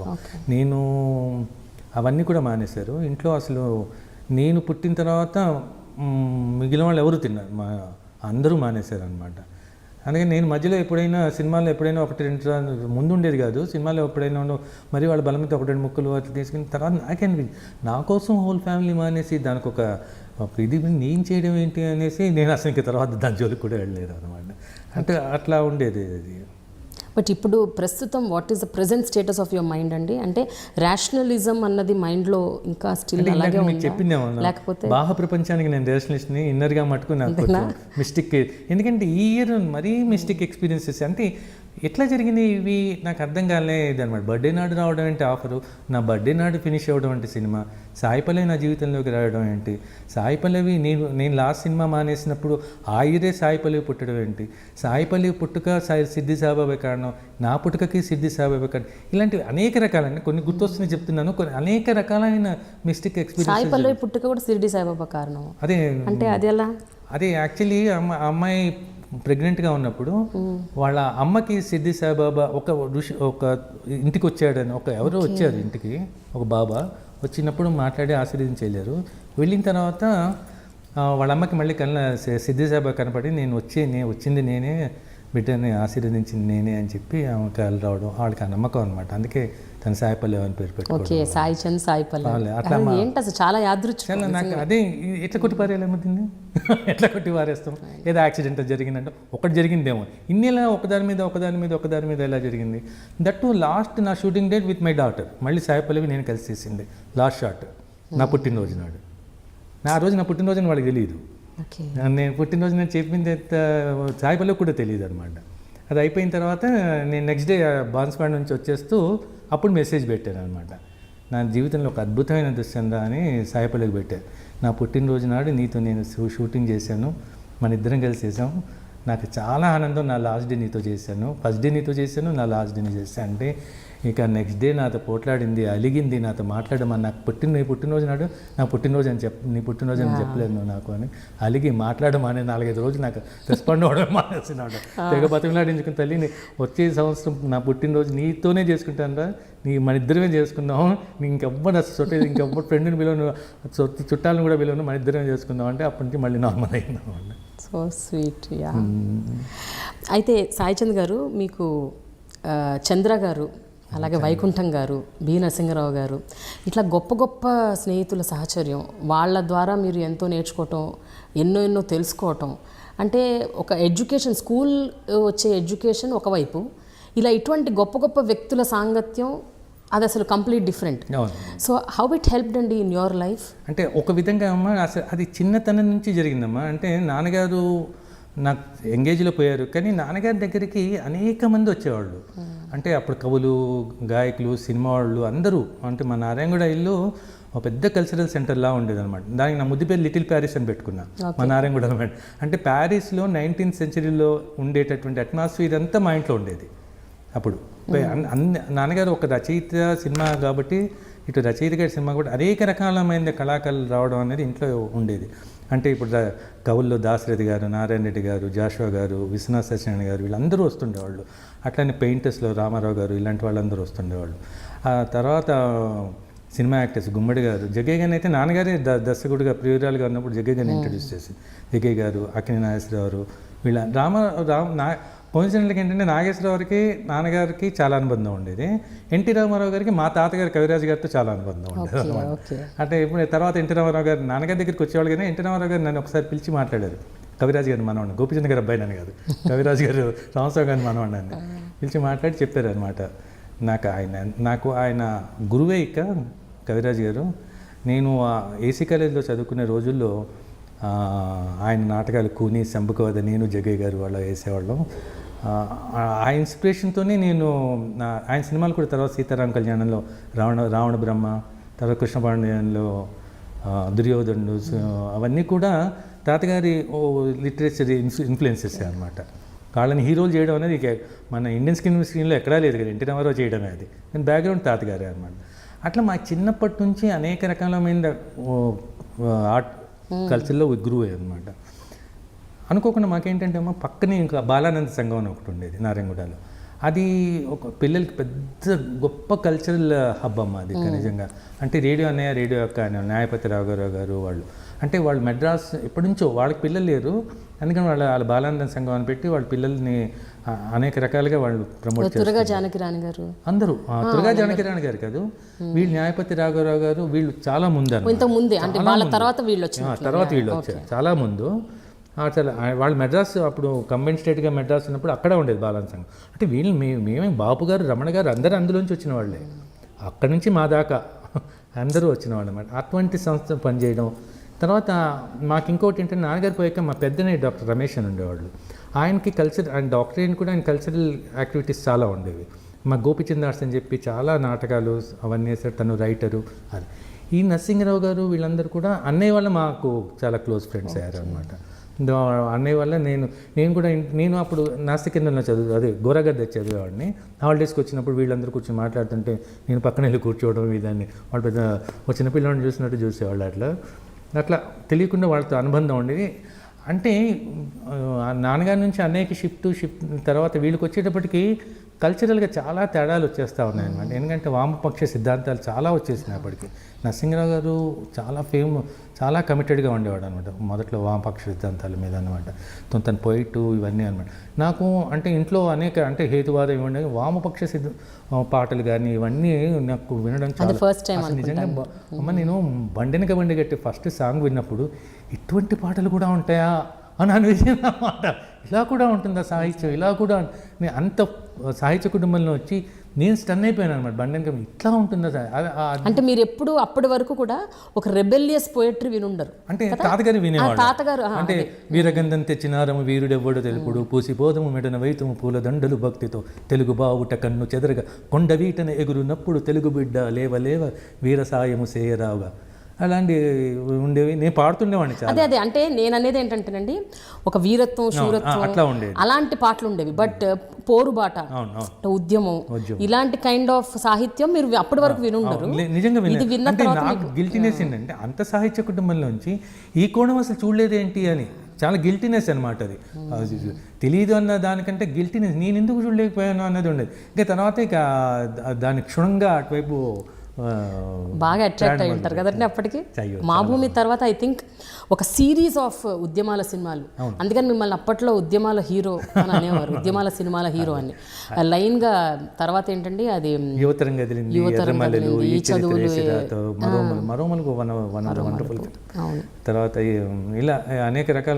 మళ్ళీ మన నరసింహరావు గారిది ఇంకో సినిమా కూడా చేశారు, రంగుల ఉద్యమం అనలేము కానీ అండర్ కరెంట్ అదే ఒక పెయింటర్ కమిటెడ్ పెయింటర్గా ఎలా మారాలి అని తీసుకున్నారు. ఆ సినిమాలో కూడా చాలా మంచి కార్యక్రమం. అంటే అంతవరకు నేను ఎప్పుడు పెయింటర్స్తో తిరగడం, నేను పెయింటర్ని కాదు కదా, దట్టు ఈజ్ సక్సెస్ఫుల్ పెయింటర్. నేను అప్పటికి వైకుంఠం వాళ్ళందరూ సక్సెస్ఫుల్ కాదు, వాళ్ళతో ఎంతో అనుబంధం ఉండేది కానీ అంత సక్సెస్ఫుల్ కాదు. నేను ఆ క్యారెక్టర్ వేయడానికి ఎంత కష్టపడాల్సి వచ్చిందంటే నేను వాళ్ళ ఉద్దేశంలో ఒక ఆర్టిస్ట్ని పెట్టుకున్నారనమాట, ఇతని క్యారెక్టర్ అనేది. ఇక పేరు చెప్పడం ఎందుకు నేను చెప్పట్లేదు. ఇంతో అలా ఉండాలి అని చెప్పి నేనేం చేశానంటే అలాంటి ఆర్టిస్టులు ఎవరున్నారు వాళ్ళందరినీ మద్రాసులో కోరమండల్ అని ఒకటి ఉంది, అక్కడ ఆర్టిస్ట్ కాలనీ, అక్కడికి వెళ్ళి వాళ్ళతో కొన్ని రోజులు ఉండొచ్చాను అనమాట. అవన్నీ చేయడం బట్ట ఆ క్యారెక్టర్కు న్యాయం చేయడానికి అవకాశం వచ్చింది. మీ నాన్నగారు కేవలం రచయిత మాత్రమే కాదు, ఆయన dialogue writer, screen writer, story writer, director, కొన్ని సినిమాలు కూడా చేశారు ఆయన. అయితే ఆయన రాసిన సినిమాలలో ఎప్పుడు మీరు నటించలేదంటే ఆయన తీసిన సినిమాల్లో కానీ మీరు చైల్డ్ ఆర్టిస్ట్ కూడా చేశారు కాబట్టి నేను నాకు 6 years ఉన్నప్పుడు నాన్నగారు పోయారమ్మా. నేను చైల్డ్ ఆర్టిస్ట్ చేసేటప్పటికి నాన్నగారు పోయిన తర్వాత వచ్చేసింది. అప్పుడు బాలాందల్లో ఉన్నప్పుడు అక్కడ నా పర్ఫార్మెన్స్ చూసి సతీ అరుంధతి అనే సినిమా తీస్తూ నన్ను చైల్డ్ ఆర్టిస్ట్గా అడిగారు అనమాట. అది చేసినప్పుడు జమున గారు పోనీ ఆయన రచనలు ఏదన్నా తెరకెక్కినవి, థియేటర్లో వచ్చినవి, లేకపోతే సినిమాలు తీసినవి అవేమన్నా మీరు చేశారా? అంటే నాన్నగారి సాహిత్య అకాడమీ నావల పండిత పరమేశ్వర అని నేను టెలిఫిల్మ్గా చేశాను. అది చాలా పెద్ద సక్సెస్ఫుల్ టెలిఫిల్మ్ అమ్మ, ఎందుకంటే చాలా అవార్డ్స్ వచ్చినాయి దానికి. మోర్ దెన్ అవార్డ్స్ ఏంటంటే దూరదర్శన్లో ఆ రోజులు, అంటే శాటిలైట్ ఛానల్స్ ఇంకా స్టార్ట్ కాలేదు, దూరదర్శన్లో చేసాం. దూరదర్శన్లో అది ఒక రోల్ మోడల్ టెలిఫిల్మ్ లాగా అయిపోయింది అనమాట. అది సో ఎవరు దూరదర్శన్కి వచ్చినా అలా ఉండాలి టెలిఫిల్మ్ అంటుండేవాళ్ళు. నేను కూడా ఎందుకంటే ఇది గొప్ప అవకాశం నాన్నగారికి నవల నాకు చేసే అవకాశం, టెలిఫిల్మ్ వాళ్ళు ఇచ్చారు, దూరదర్శన్ వాళ్ళు ఇచ్చారని చెప్పి అది కమిషన్ అనమాట, వాళ్ళే ఫైనాన్స్ చేసి తీయించారు అని చెప్పి తప్పించి తీశాను. డివి నరసరాజు గారు ఫస్ట్ టైం దానికి స్క్రిప్ట్ చేశారనమాట. డివి నరసరాజు సినిమా రైటర్ కదా, ఆయనతో నేను ఫస్ట్ టైం టీవీ అని చెప్పి మీరు చేస్తే బాగుంటుంది నవల అని చేయించాను. సోమయాజులు గారు ఒక మంచి పాత్ర, తర్వాత రేణుకాని బాలచంద్ర సీరియల్స్లో యాక్ట్ చేసేవాడు, వీళ్ళందరితో కలిసి చేశాను అనమాట. తర్వాత నాన్నగారి కథలు కూడా నేను హిందీలో తీసానమ్మా. హిందీ దూరదర్శన్లో గోపిచంద్ కి అమర్ కహానీ అని చెప్పి హిందీలో వచ్చినాయి అనమాట.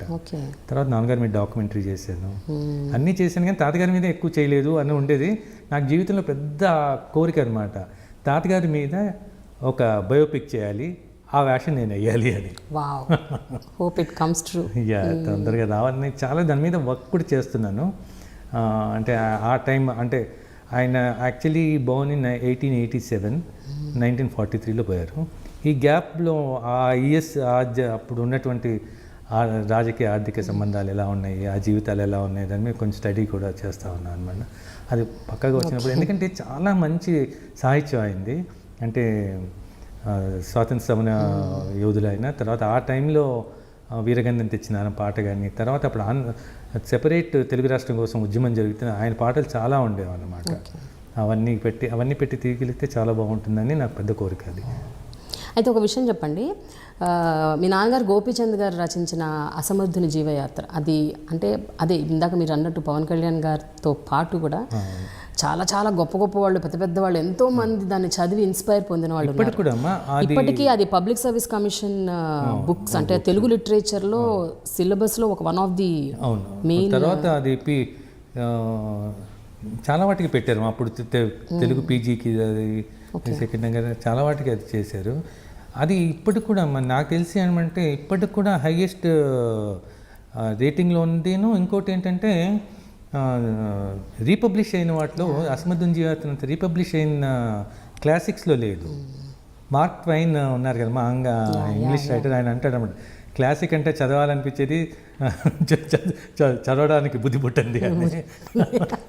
నేను అంటాను ఆయన అన్న విషయం అసమర్థుని జీవితం మటుకు సరిపోదు అది. ఎందుకంటే అసమర్థుని జీవితం చదివేదే ఎక్కువ చాలామంది ఇప్పటి వరకు. అది క్లాసిక్, దాన్ని అంటే సాహిత్యం తెలియని వాళ్ళు కూడా దానికి అర్థమయ్యేటట్టుగా ఉంటుంది. ఇప్పుడు చిన్న చిన్న పిల్లలు స్టూడెంట్స్ కూడా చదివి నాకు ఫోన్ చేస్తుంటారు. కానీ ఆ నవల ఇన్స్పిరేషన్తో ఎన్నో సినిమాలు వచ్చాయి కదండి. తర్వాత అంటే ఒక పాయింట్ తీసుకొని ఆ పర్సన్స్ ఫెయిల్యూర్ గురించి కానీ, ఒక సక్సెస్ గురించి కానీ డిపిక్ట్ చేసే క్యారెక్టర్స్. బట్ ఎందుకు స్ట్రైట్గా దాన్ని సినిమా ఎందుకు చేయలేకపోయారు ఎవరు? అంటే యాక్చువల్లీ జగ్గయ్య గారు ఆ టైంలో ఆయన ఎందుకో చేద్దాం అనుకుని డ్రాప్ అయ్యారమ్మా ఆయన.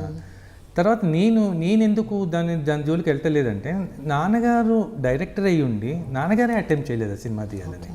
ఎందుకు అని నాకు అప్పుడు అర్థం కాదు. ఎందుకంటే నాన్నగారు డైరెక్టర్ కాకముందే రాశారు అది. 1947లో రాశారు. నాన్నగారు డైరెక్టర్ అయింది 1950. నాన్నగారు 3 ఫిలిమ్స్ చేశారు. తర్వాత కూడా ఎప్పుడూ ఆయన ఆ నవలని సినిమాగా చేయాలన్న కోరిక ఎందుకో పెట్టుకోలేదు. అది ఎందుకు, అది నవలగానే ఉండాలనే కోరిక, అది ఆ నవలలోనే క్లాసిక్గా ఉండాలని కోరిక ఏంటి అనేది నాకు ఇప్పటికీ అర్థం కాదు. ఆయనే అటెంప్ట్ చేయింది, మనం ఎందుకు దాని జోలికి వెళ్ళాలి అన్నది నేను అనుకుంటాను. ఎందుకంటే చదువుకున్న అమ్మాయిల్లో 1962లో పోయారమ్మా. 1960లో చదువుకున్న అమ్మాయిలకి ఆయనే డైలాగ్ రైటర్. తర్వాత ఆయన దుప్పణ మసనవారికి చాలా సజెస్ట్ చేస్తుండేవాళ్ళు అన్నపూర్ణ సంస్థకి. డాక్టర్ చక్రబ్రహ్మణం కోడూరు కౌశలదేవి గారిది, అది వాళ్ళకి సజెస్ట్ చేసిన నాన్నగారే అనమాట. కానీ నాన్నగారు తన నవల అసమర్థుని జీవితం మాత్రం ఎవరికి సజెస్ట్ చేసేవాళ్ళు కాదు. మరి ఎందుకు అన్నది నాకు తెలియదు. మరి ఆయనే అటెంప్ట్ చేయింది, నేను ఎందుకు దాని జోలికి పోవాలి అని ఎందుకో దానికి నేను దూరంగా ఉంటాను. ఏమైనా ఆయన అదే నవలగానే అలానే క్లాసిక్గానే ఉండాలని ఆయన కోరిక అవి ఉంటుందేమో, అలాగే ఉంచుదాంలే అన్నది అనుకుంటాను. ఇప్పుడు గోపీచంద్ గారి రాసిన నవల్స్ అన్ని రైట్స్ మీ దగ్గరే ఉంటాయి, నా దగ్గరే ఉంటాయి. సో ఇప్పుడు భవిష్యత్తులో ఎవరైనా దర్శకుడు, ప్రొడ్యూసర్స్ ముందుకు వచ్చి చేద్దాము అన్న ఒక థాట్తో వస్తే మీరు దానికి అంగీకరిస్తాను. మొన్న కూడా ఎవరో ఫోన్ చేశారమ్మా, నరసింహనంది అని ఆయన, ఇట్లా చేద్దాం అనుకుంటాను నాన్నగారు అంటే ముందు చెప్పారు, అసమర్థం తప్పితే మీరు ఏది చేస్తే నాకు పర్వాలేదు. ఎందుకంటే అది ఒప్పుకోరా మీరు? నాన్నగారే అటెంప్ట్ చేయలేదు, మనం ఎందుకు దానికి అనేది, దాన్ని అది తెలుగు సినిమా సాహిత్యానికి దాన్ని డెడికేట్ చేసేద్దాంలే, దాన్ని మళ్ళీ సినిమాకి ఎందుకులే అని నేను అనుకుంది.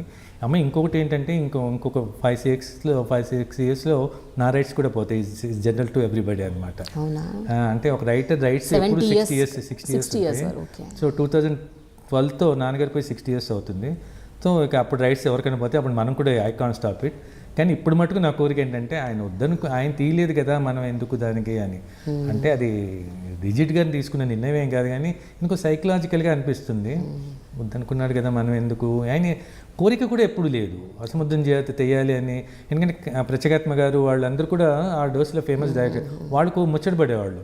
కానీ నాన్నగారు ఎందుకు ఎంకరేజ్ చేసేవాళ్ళు కాదు. ప్రత్యేకాత్మ గారు వచ్చి అడిగినా కూడా టాపిక్ తప్పించేవాళ్ళు. జగ్గయ్య గారికి ఎంతో కోరిక ఉండేది అది తీయాలని. నిజంగా ఆ డేస్లో జగ్గయ్య గారు చాలా సూటబుల్ కూడా సీతారామరావు పాత్రకి.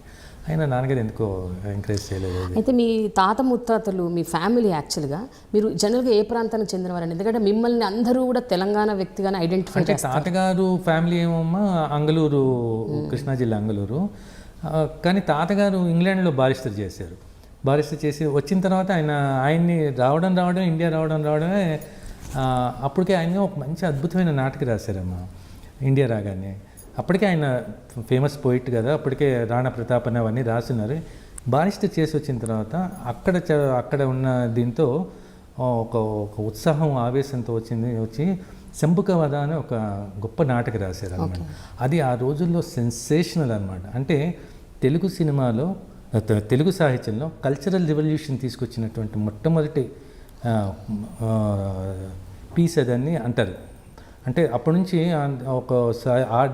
ఒక వర్గం సాహితీవేత్తలు శంభుకకు ముందు శంభుక తర్వాత తెలుగు ఇది అని అనుకుంటూ ఉంటారు అనమాట. అదొక అద్భుతమైన రెవల్యూషన్ ఎంత పవర్ఫుల్ ప్లేయర్ అనమాట. ఎన్టీ రామారావు గారు ఏసీ కాలేజీలో వేశారని చెప్తున్నాను, ఎంత పవర్ఫుల్ ప్లేయర్. తర్వాత తాతగారు సూతపురాణము ఇవన్నీ ఆ టైంలో వాళ్ళు ఏం చేశారంటే తెనాలి వాళ్ళు అప్పటికి తెనాలి నుంచి కొంతమంది మిత్రులు తాతగారిని ఎక్కడి నుంచి తెనాలికి రమ్మని అక్కడ వచ్చి ప్రాక్టీస్ చేయండి అని చెప్పారు. తర్వాత అక్కడికి వచ్చిన తర్వాత తాతగారికి ఇది అంటే నేను గొప్పగా తాతగారి గురించి చెప్పాలని కానీ ఈజ్ ఎ కర్మయోగి అమ్మ. అంటే రాయడమే కాదు ప్రాక్టికల్గా కూడా. ఎందుకంటే ఆయన చైర్మన్గా తెనాలికి చైర్మన్గా కూడా పోటీ చేసి కలిసి 3 టర్మ్స్ ఉండి అనేకమైన సంస్కరణ తీసుకొచ్చారన్నమాట తెనాలిలో అనమాట. అట్లా ఆంధ్ర ఉద్యమంలో తెలుగు రాష్ట్రం ఉద్యమంలో పార్ట్ చేయడం ఇవన్నీ అట్లా తెనాలి రావడం తాతగారు జరిగింది. తర్వాత నాన్నగారు స్టూడెంట్ డేస్ అవన్నీ కూడా అక్కడి నుంచి తెనాలిగా వచ్చారు. తెనాలి నుంచి నాన్నగారు రైతు బిడ్డ సినిమా కోసం మెడ్రాస్ వెళ్ళారు. సో మెడ్రాస్ వెళ్ళిన తర్వాత తెనాలి అయిన తర్వాత అప్పుడు తెలుగు రాష్ట్రం మనకి ప్రత్యేకంగా రావడం కర్నూలు క్యాపిటల్ అయింది అప్పుడు. సో కర్నూలు క్యాపిటల్ అయితే అప్పుడు ప్రకాశం పంతులు గారు నాన్నగారిని ఫస్ట్ ఇన్ఫర్మేషన్ డైరెక్ట్గా కర్నూలుకి రమ్మని అడిగారు అనమాట. సో నాన్నగారు ఫస్ట్ ఇన్ఫర్మేషన్గా డైరెక్ట్. తర్వాత తెలుగు ఇటు తెలంగాణను ఆంధ్ర కలిసి కంబైన్ స్టేట్ అయింది. సో నాన్నగారు మళ్ళీ హైదరాబాద్కి ఇన్ఫర్మేషన్ డైరెక్ట్గా వచ్చారు. నేను కర్నూలు నుంచి నాన్నగారు హైదరాబాద్ వచ్చే టైంలో పుట్టాను. అంటే నేను కర్నూలులో పుట్టాను, నాకు 5 months ఉన్నప్పుడు నేను హైదరాబాద్ వచ్చాను అన్నమాట. సో నేను పూర్తిగా పెరిగిన వాతావరణం అంతా కూడా హైదరాబాద్ అనమాట. సో నేను మోర్ ఐడెంటిఫై విత్ హైదరాబాద్. నన్ను అందరూ అంటారు అనమాట, నన్ను హైదరాబాదీ అంటారు అందరూ. నీ లైఫ్ స్టైలు నువ్వు అంతా హైదరాబాదీ లైఫ్ స్టైల్లో ఉంటారు. బట్ మీరు తెలుగు భాష మాత్రం నార్మల్గా అందరూ మాట్లాడే తెలుగు భాష మీరు మాట్లాడతారు. At the same time Telangana మాట్లాడితే మాత్రం మీరు పక్కా ఇంకా ఫక్తు తెలంగాణ వ్యక్తిగా మాట్లాడతారు. అంటే ఎగ్జాక్ట్గా యాక్సెంట్ అలాగే ఉంటుంది. How was that possible? అంటే చిన్నప్పటి నుంచి కూడా మేము నారాయణగూడలో ఉండేవాళ్ళం. నారాయణగూడలో ఇంట్లోనేమో ఈ భాష మాట్లాడుతూ ఉండేవాళ్ళం. బయట అంటే మిత్రులందరూ వాళ్ళే కదమ్మా. మాది పెద్ద టీం ఉండేది గల్లీ క్రికెట్ అని. గల్లీ క్రికెట్ అని దాని క్యాప్టెన్ ఏమో ఈ ఆర్టిస్ట్ చంద్ర కూడా తెలంగాణ, వైకుంఠం తెలంగాణ, నరసింహరావు గారు తెలంగాణ. మాకు చంద్ర క్యాప్టెన్ అనమాట. ఇక ఆ పోట్లాట్లు అన్ని తెలంగాణలోనే ఉంటాయి కదా జనరల్గా. నీ గల్లా పట్టుకుంటాం మాట్లాడడం అంటే ఇప్పుడు ఈ అమ్మాయి ఉంటుంది కదా సాయిపల్లి బాడకం అని, అది మాకు చాలా కామన్ వర్డ్ అనమాట అక్కడ. నేను ఈ సినిమాలో బాడకం బట్టి నాకు ఒక ఎక్స్పీరియన్స్ ఉంది. మేము మా ఇంటి పక్కన రెడ్డి కాలేజ్ అని ఉంది, ఆడపిల్లల కాలేజ్ అనమాట. సో ఈవినింగ్ అనేటప్పటికి మా ఫ్రెండ్స్ మేమందరం కలిసి ఊరికి అట్లా వాక్ వెళ్తాం కదా, ఆ టీనేజెస్ ఇది ఉంటుంది కదా. వెళ్తుంటే మాకు ఒక లీడర్ అనమాట, జ్ఞానేశ్వర్ అని ఒకటి ఉండేవాడు. వాడికి అప్పుడు జాబ్ వచ్చింది. సో వాడు గ్లామర్, వాడు ఇంతే ఉండేవాడు. కానీ మా మీద డామినేషన్, ఎందుకంటే వాడి జాబు మాకు డబ్బులు ఖర్చు పెట్టేది వాడే, టీ తాగించాలో ఇవన్నీ అని. సో వాడు వెనకాల మేము నడుస్తూ వాడు ముందు వెళ్ళి అమ్మాయిలు ఏడిపిస్తుండేవాడు అనమాట. మేము వెనకాల ఉండేవాడు. ఒకసారి అట్లా వెళ్తున్నామమ్మా, వెళ్తుంటే 2 అమ్మాయిలు వెళ్తున్నారు. వాడు ఏదో అన్నాడు ఆ అమ్మాయి వెనక్కి తిరిగి చక్కగా పోరాదురా బాడుకోవు అంది. అదే డైలాగులు పెట్టారు. నేను మొన్న డబ్బింగ్ అయిన తర్వాత శేఖర్తో అన్నా, సార్ ఇది మా చిన్నప్పుడు నా ఎక్స్పీరియన్స్ అంటే చక్కపోరాదు, అయ్యో మాట వింటే ఆ మాట కూడా పెట్టేసేవాళ్ళం కదా, చక్కకపోరాదురా బాడకం అన్నది చూడమని. ఈ అమ్మాయి డైరెక్ట్గా బాడకం ఉంటుంది కదా, చక్కకపోరాదురా బాడకం బలిసిందా అని అనుకోండి, ఇంకో నెటివిటీ వచ్చేది అనమాట. ఓకే, అట్లా తెలంగాణ ప్రాంతంలో ఈ పదాలన్నీ చాలా చాలా కామన్గా వాడతారు. సాలి అనే వర్డ్ ఇవన్నీ వాడతాం. అంటే మా భూమి సినిమాలో కూడా చాలా ఉంటుందన్నమాట. అసలు నిజంగా మా అదృష్టవశాత్తు సెన్సార్ వాళ్ళు ఎక్కడ ఏం ఇబ్బంది పెట్టలేదు, చాలా ఉంటాయి అన్నమాట అలాంటి మాటలు. అంటే ఇంకొంచెం హార్ష్గా ఉంది. అంటే పల్లెటూరు పదాల్లో బూత్ కదమ్మా, అది కలిసిపోయింది జనజీవన స్రవంతిలో. అక్కడ ఇప్పుడు తెలంగాణ ప్రాంతంలో తండ్రిని కూడా ఏనాన్న నువ్వు అంటారు. ఆంధ్ర బాపు ప్రాంతంలో అనేది బాపు అనేది ఎక్కువ వాడతారు. పాపు నాన్న నువ్వు అంటే నువ్వు అంటావు, సింగులర్గా అంటారు. అంటే ఆంధ్ర ప్రాంతంలో జనరల్గా మీరు అంటారు, నాన్నని కూడా నాన్నగారు మీరు అని మాట్లాడే ఒక అలవాటు ఉంది. ఇక్కడ చాలా పర్సనల్గా సింగులర్గా కూడా పిలుస్తుంటారు అమ్మని నాన్న. మేము తాతగారిని నాన్నగారనే పిలిచేవాళ్ళు ఆ జనరేషన్లోనే. మేము నాన్నగారిని నాన్నగారే అంటాం. నా బిడ్డలు మటుకు నన్ను నాన్న అంటారు. నాన్న అంటారు. అవును, అది కరెక్ట్. కానీ ఏదైనా మనం నాన్నగారు అనేటప్పటికీ ఏదో డిస్టెన్స్ చేస్తూ ఉంటుంది, నాన్న అనేటప్పటికీ ఇంకొంచెం క్లోజ్నెస్ వస్తుంది. ఆ డేస్లో ఏంటంటే కొంచెం డిస్టెన్స్ ఉండాలనుకునేవాళ్ళు, ఫాదర్కి తండ్రికి మధ్య కొంచెం డిస్టెన్స్ ఉండాలనుకునేవాళ్ళు. ఎందుకంటే ఎక్కువ మంది పిల్లలు ఉండడం, ఇవన్నీ కూడా కారణాలు అయి ఉంటాయేమో. ఇప్పుడు అలా ఇష్టపడలేదు అసలు. పిల్లలు నాన్న మీద ఎక్కేస్తున్న రోజులు కదా ఇక్కడ. అయితే చంద్ర గారు, వైకుంఠం గారు, నరసింహరావు గారి సాంగత్యం ఏదైతే ఉందో మీకు వాళ్ళతో పాటు సాన్నిహిత్యంగా చాలా ఏళ్ళు వాళ్ళతో సాన్నిహిత్యంగా ఉన్నారు, వాళ్ళతో పాటు కలిసి పనిచేశారు. మా భూమి సినిమా అయితే హిస్టారికల్ చెప్పక్కర్లేదు. బట్ ఎక్కడైనా ఏదైనా ఇన్ఫ్లుయెన్స్కి లోనయ్యారండి? అంటే ఆ నెక్సల్ మావోయిజంకి, లేకపోతే హేతువాదం కాదు, మన సిపిఐ సిపిఎం వామపక్షవాదానికి, అలాగే ఉద్యమాలు, తెలంగాణ ప్రత్యేక రాష్ట్రం కోసం చేసిన ఉద్యమాలకి, ఇలాంటి వాటికి కూడా మీరు ఎప్పుడైనా ఇన్ఫ్లుయెన్స్ అయ్యారా ఆ టైంలో? అంటే యాక్చువల్లీ అమ్మ నా చైల్డ్హుడ్లో నన్ను రమేష్ పెద్దనైన తర్వాత నేను చాలా క్లోజ్గా అసోసియేట్ అయింది చంద్రతో. చంద్ర అన్నయ్యనే పిలుస్తాం అన్నమాట. చంద్రాన్ని కూడా మా ఇంట్లో కూడా అందరం అన్నయ్య అని పిలుస్తాం. Chandra from Telangana. Chandra is very strong Virasam member. తను అంతా ఉండి తను ఉండేవాడు. తను అప్పుడప్పుడు అరెస్ట్ చేస్తుండేవాళ్ళు. అరెస్ట్ చేస్తున్నప్పుడు నేను వెళ్ళి ఏదైనా మా వదిన అంటే చంద్ర వాళ్ళ వైఫ్ ఏదైనా ఫుడ్ కానీ అలాంటిది నేనే తీసుకెళ్ళి ఇస్తుండేవాడిని జైల్లో ఉన్నప్పుడు, అవన్నీ అనమాట. అట్లా నాకు చెరబండరాజు గారు, వరవరరావు అందరూ చిన్నప్పటి నుంచి తెలుసు. వీళ్ళనే కాకుండా అన్నయ్య దగ్గరికి అంటే గోపిచంద్ గారి ఫ్యామిలీ అనేటప్పటికీ అందరూ వస్తుండేవాళ్ళం. అది నారాయణ కూడా తెలియకుండా హైదరాబాద్లో అది ఒక కల్చరల్ హబ్లా ఉండేది అనమాట. అంటే పక్కన ఎదురుగా దాశరథి గారు ఉండేవాళ్ళు, అవతల పక్కన నారాయణ రెడ్డి గారు ఉండేవాళ్ళు, ఆంధ్ర బాలాన సంఘం ఉండేది, బర్కత్పురాలో దివాకలి వెంకటవధాని గారు ఉండేవాళ్ళు. అందరూ ఆ ప్రాంతాల్లోనే ఉండేవాళ్ళు అనమాట. దానివల్ల ఏమైందంటే మాకు తెలియకుండా అందరూ కల్చరల్కి సంబంధించిన ఎవరైనా సరే మా ఇంటికి, మా లిటిల్ ప్యారిస్కి రావాల్సిందే అనమాట. అట్లా వచ్చేవాళ్ళు. చరమణరాజు గారు నాకు చాలా ఇష్టమైన వ్యక్తి. ఆయన పాట ఎంతో కొండలు కరిగించినం, మా నెత్తుటి కంకరుతో ప్రాజెక్టులు కట్టినం, అదో పాట ఉంది కదా, అది ఎంతో చాలా ఇష్టం ఉండేది అనమాట. నన్ను ఒకసారి ఒక సినిమాకి ఎవరో అడిగారు, కొంచెం మీకు చాలా క్లోజ్ కదా చరమణరాజు గారు, కొంచెం అడిగి ఆ పాట మాకు ఇప్పిస్తారా అని. వాళ్ళు అడిగితే ఆయన రిజెక్ట్ చేశారు. నేను అడిగాను చరమణరాజు, వాళ్ళు అడగమన్నారు అని అడుగుతున్నానంటే, నువ్వు ఇమ్మంటే ఇస్తానన్నాడు. నేను అట్లా వద్దండి, నేను ఇమ్మని వాళ్ళెవరో కూడా నాకు పూర్తిగా తెలియదు, వాళ్ళు నన్ను అడగమన్నారండి, మీ ఇష్టమైతే ఇవ్వండి, నాకు ఎంత ఇష్టం, నువ్వు ఇమ్మంటే ఇస్తాను అన్న వర్డ్ చరమణరాజు గారు నాతో అనడం అన్నది. నాకు చరమణరాజు గారికి ఒక కూతురు ఉందమ్మా. ఆ కూతురు క్యాన్సర్తో చనిపోయింది. తనకు ఒక పాప ఉంది. నేను ఇప్పుడు అనేవాడిని అనమాట, ఆ పాప నాకు ఇచ్చి నేను పెంచుకుంటాను అని. అలా ఇంటికి వెళ్ళాను అనమాట. ఇటు చరమణరాజు గారి మనవరాలుగా, ఇటు గోపిచంద్ గారి మనవరాలుగా పెరుగుతుంది, ఇచ్చేసి నాకు అని అంటుండేవాడిని అనమాట. కాకపోతే అంటే ఆ అమ్మాయికి ఇంకో బ్రదర్ ఉన్నాడు, తన దగ్గర ఉంటా ఉంది తన పాప. అట్లా అంటే వీళ్ళందరి త్యాగాలమ్మ నిజంగా. Kind of lot of mixed influences మీకు ఉన్నాయి. చాలా. దాన్ని బ్యాలెన్స్ చేసుకోవడానికి జీవితం సరిపోతా. ఎందుకంటే ఇటు వామపక్ష సిద్ధాంతాలు, తర్వాత ఇటు అమ్మ చాలా భక్తురాలు, అమ్మ స్పిరిచువాలిటీ, తర్వాత నాన్నగారి ఆధ్యాత్మిక భౌతికవాద సమన్వయం, తాతగారి హేతువాదం, గోరాగారి నాస్తికవాదం, మా గౌతమ్ ఘోష్ లాంటి వాళ్ళు, గౌతమ్ ఘోష్ కమిటెడ్ డైరెక్టర్ దగ్గర వర్క్ చేయడం, ఇవన్నీ చాలా చిన్నప్పుడు అన్నయ్య గారి దగ్గర. సో బేసికల్గా మీ వ్యక్తిత్వం ఇట్స్ బ్లెండ్ ఆఫ్ ఎవ్రీథింగ్. కానీ మీరు ఏది ఫోకస్డ్గా ఒక ఫలానా అని మిమ్మల్ని ఐడెంటిఫై చేయలేము. అంటే కంప్లీట్గా రేషనల్ అనలేము మిమ్మల్ని. అంటే సిచ్యువేషన్ ప్రకారంగా ఉంటున్నానమ్మా. యాక్చువల్లీ నేను బాహటంగా అక్కడ చాలా అవసరం ఉన్న పరిస్థితిలో ఉంటే చాలా కమిటెడ్గా వర్క్ చేస్తాను. అది అయిపోయిన తర్వాత ఇంకొక ఈ సిచ్యువేషన్లో మనం ఎలా ఉండాలి అన్నది, అంటే ఎస్కేపిజం కాదు, మనసు చెప్తున్నటువంటి విధానంగా ఎక్కువ వెళ్తూ ఉన్నాను అనమాట. అది ఏమో మరి తెలియకుండా మిస్టేక్ ఏమైనా ఎంటర్ అయిందో జీవితంలోకి, మార్మికవాదం ఏమైనా వచ్చిందేమో తెలియదు, కానీ ఎక్కువ ఇష్టపడిన మాటకు హేతువాదంగా ఉండడానికే ఇష్టపడతాను.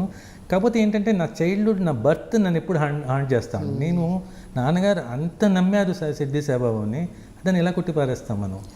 నేను ఇప్పుడు అందుకని ఇప్పుడు కూడా చూడండి మ్యామ్, సిద్ధి సాయిబాబా ఫోటో ఉంటుంది, నేను స్నానం చేసి వచ్చి ఆయన దగ్గర కాసేపు కూర్చొని ఇక నా యాక్టివిటీస్ నేను స్టార్ట్ చేసుకుంటాను అనమాట. మరీ చాలా క్రైసిస్ వస్తే మటుకు అంత పోట్లాడుతూ కూడా నీ వల్ల నేను పుట్టాను అంటారు, నువ్వు మటుకు నా గురించి పట్టించుకోవాలి. Okay, fine. అయితే మీరు ఎన్నో సినిమాలు ఉద్యమాలను బేస్ చేసుకుని తీసిన సినిమాలు ఉన్నా కూడా మీరు చాలా రొమాంటిక్ ఎంటర్టైనర్స్ కూడా చేశారు, లైక్ పెళ్ళిడు పిల్లలు. అసలు బాపు గారి దర్శకత్వంలో నటించాలని జనాలు తప్పించిపోతుంటారు. అలాంటిది మీకు అవకాశం చాలా సునాయాసంగా వచ్చిందని విన్నాను నేను. అలాగే మీరు వంశీ గారి దర్శకత్వంలో నటించారు. మీరు అసలు అంటే there is no, I think the so called good directors. ఇది మొదటి నుంచి అమ్మా అదేంటో మరి గమ్మత్తుగా ఆఫర్స్ అన్నీ, అంటే మా భూమి నుంచి ఈ సినిమా వరకు అవకాశాలు ఏవో నా ఇంటికి వచ్చి తలుపు తట్టేవమ్మా. అంటే ఈవెన్ మా భూమి చేసినప్పుడు నన్ను వాళ్ళే వచ్చి అడిగారు. తర్వాత ఆ సినిమా హిట్ అవగానే యువతరంగల్ని, ఆ తర్వాత మరోమలుపు వేజెడి సత్యనారాయణ గారు, తర్వాత టీ కృష్ణ గారు, తర్వాత బాపు గారు, వాళ్ళందరూ వాళ్ళ నుంచే వచ్చేవన్నమాట ఆఫర్స్ అనమాట.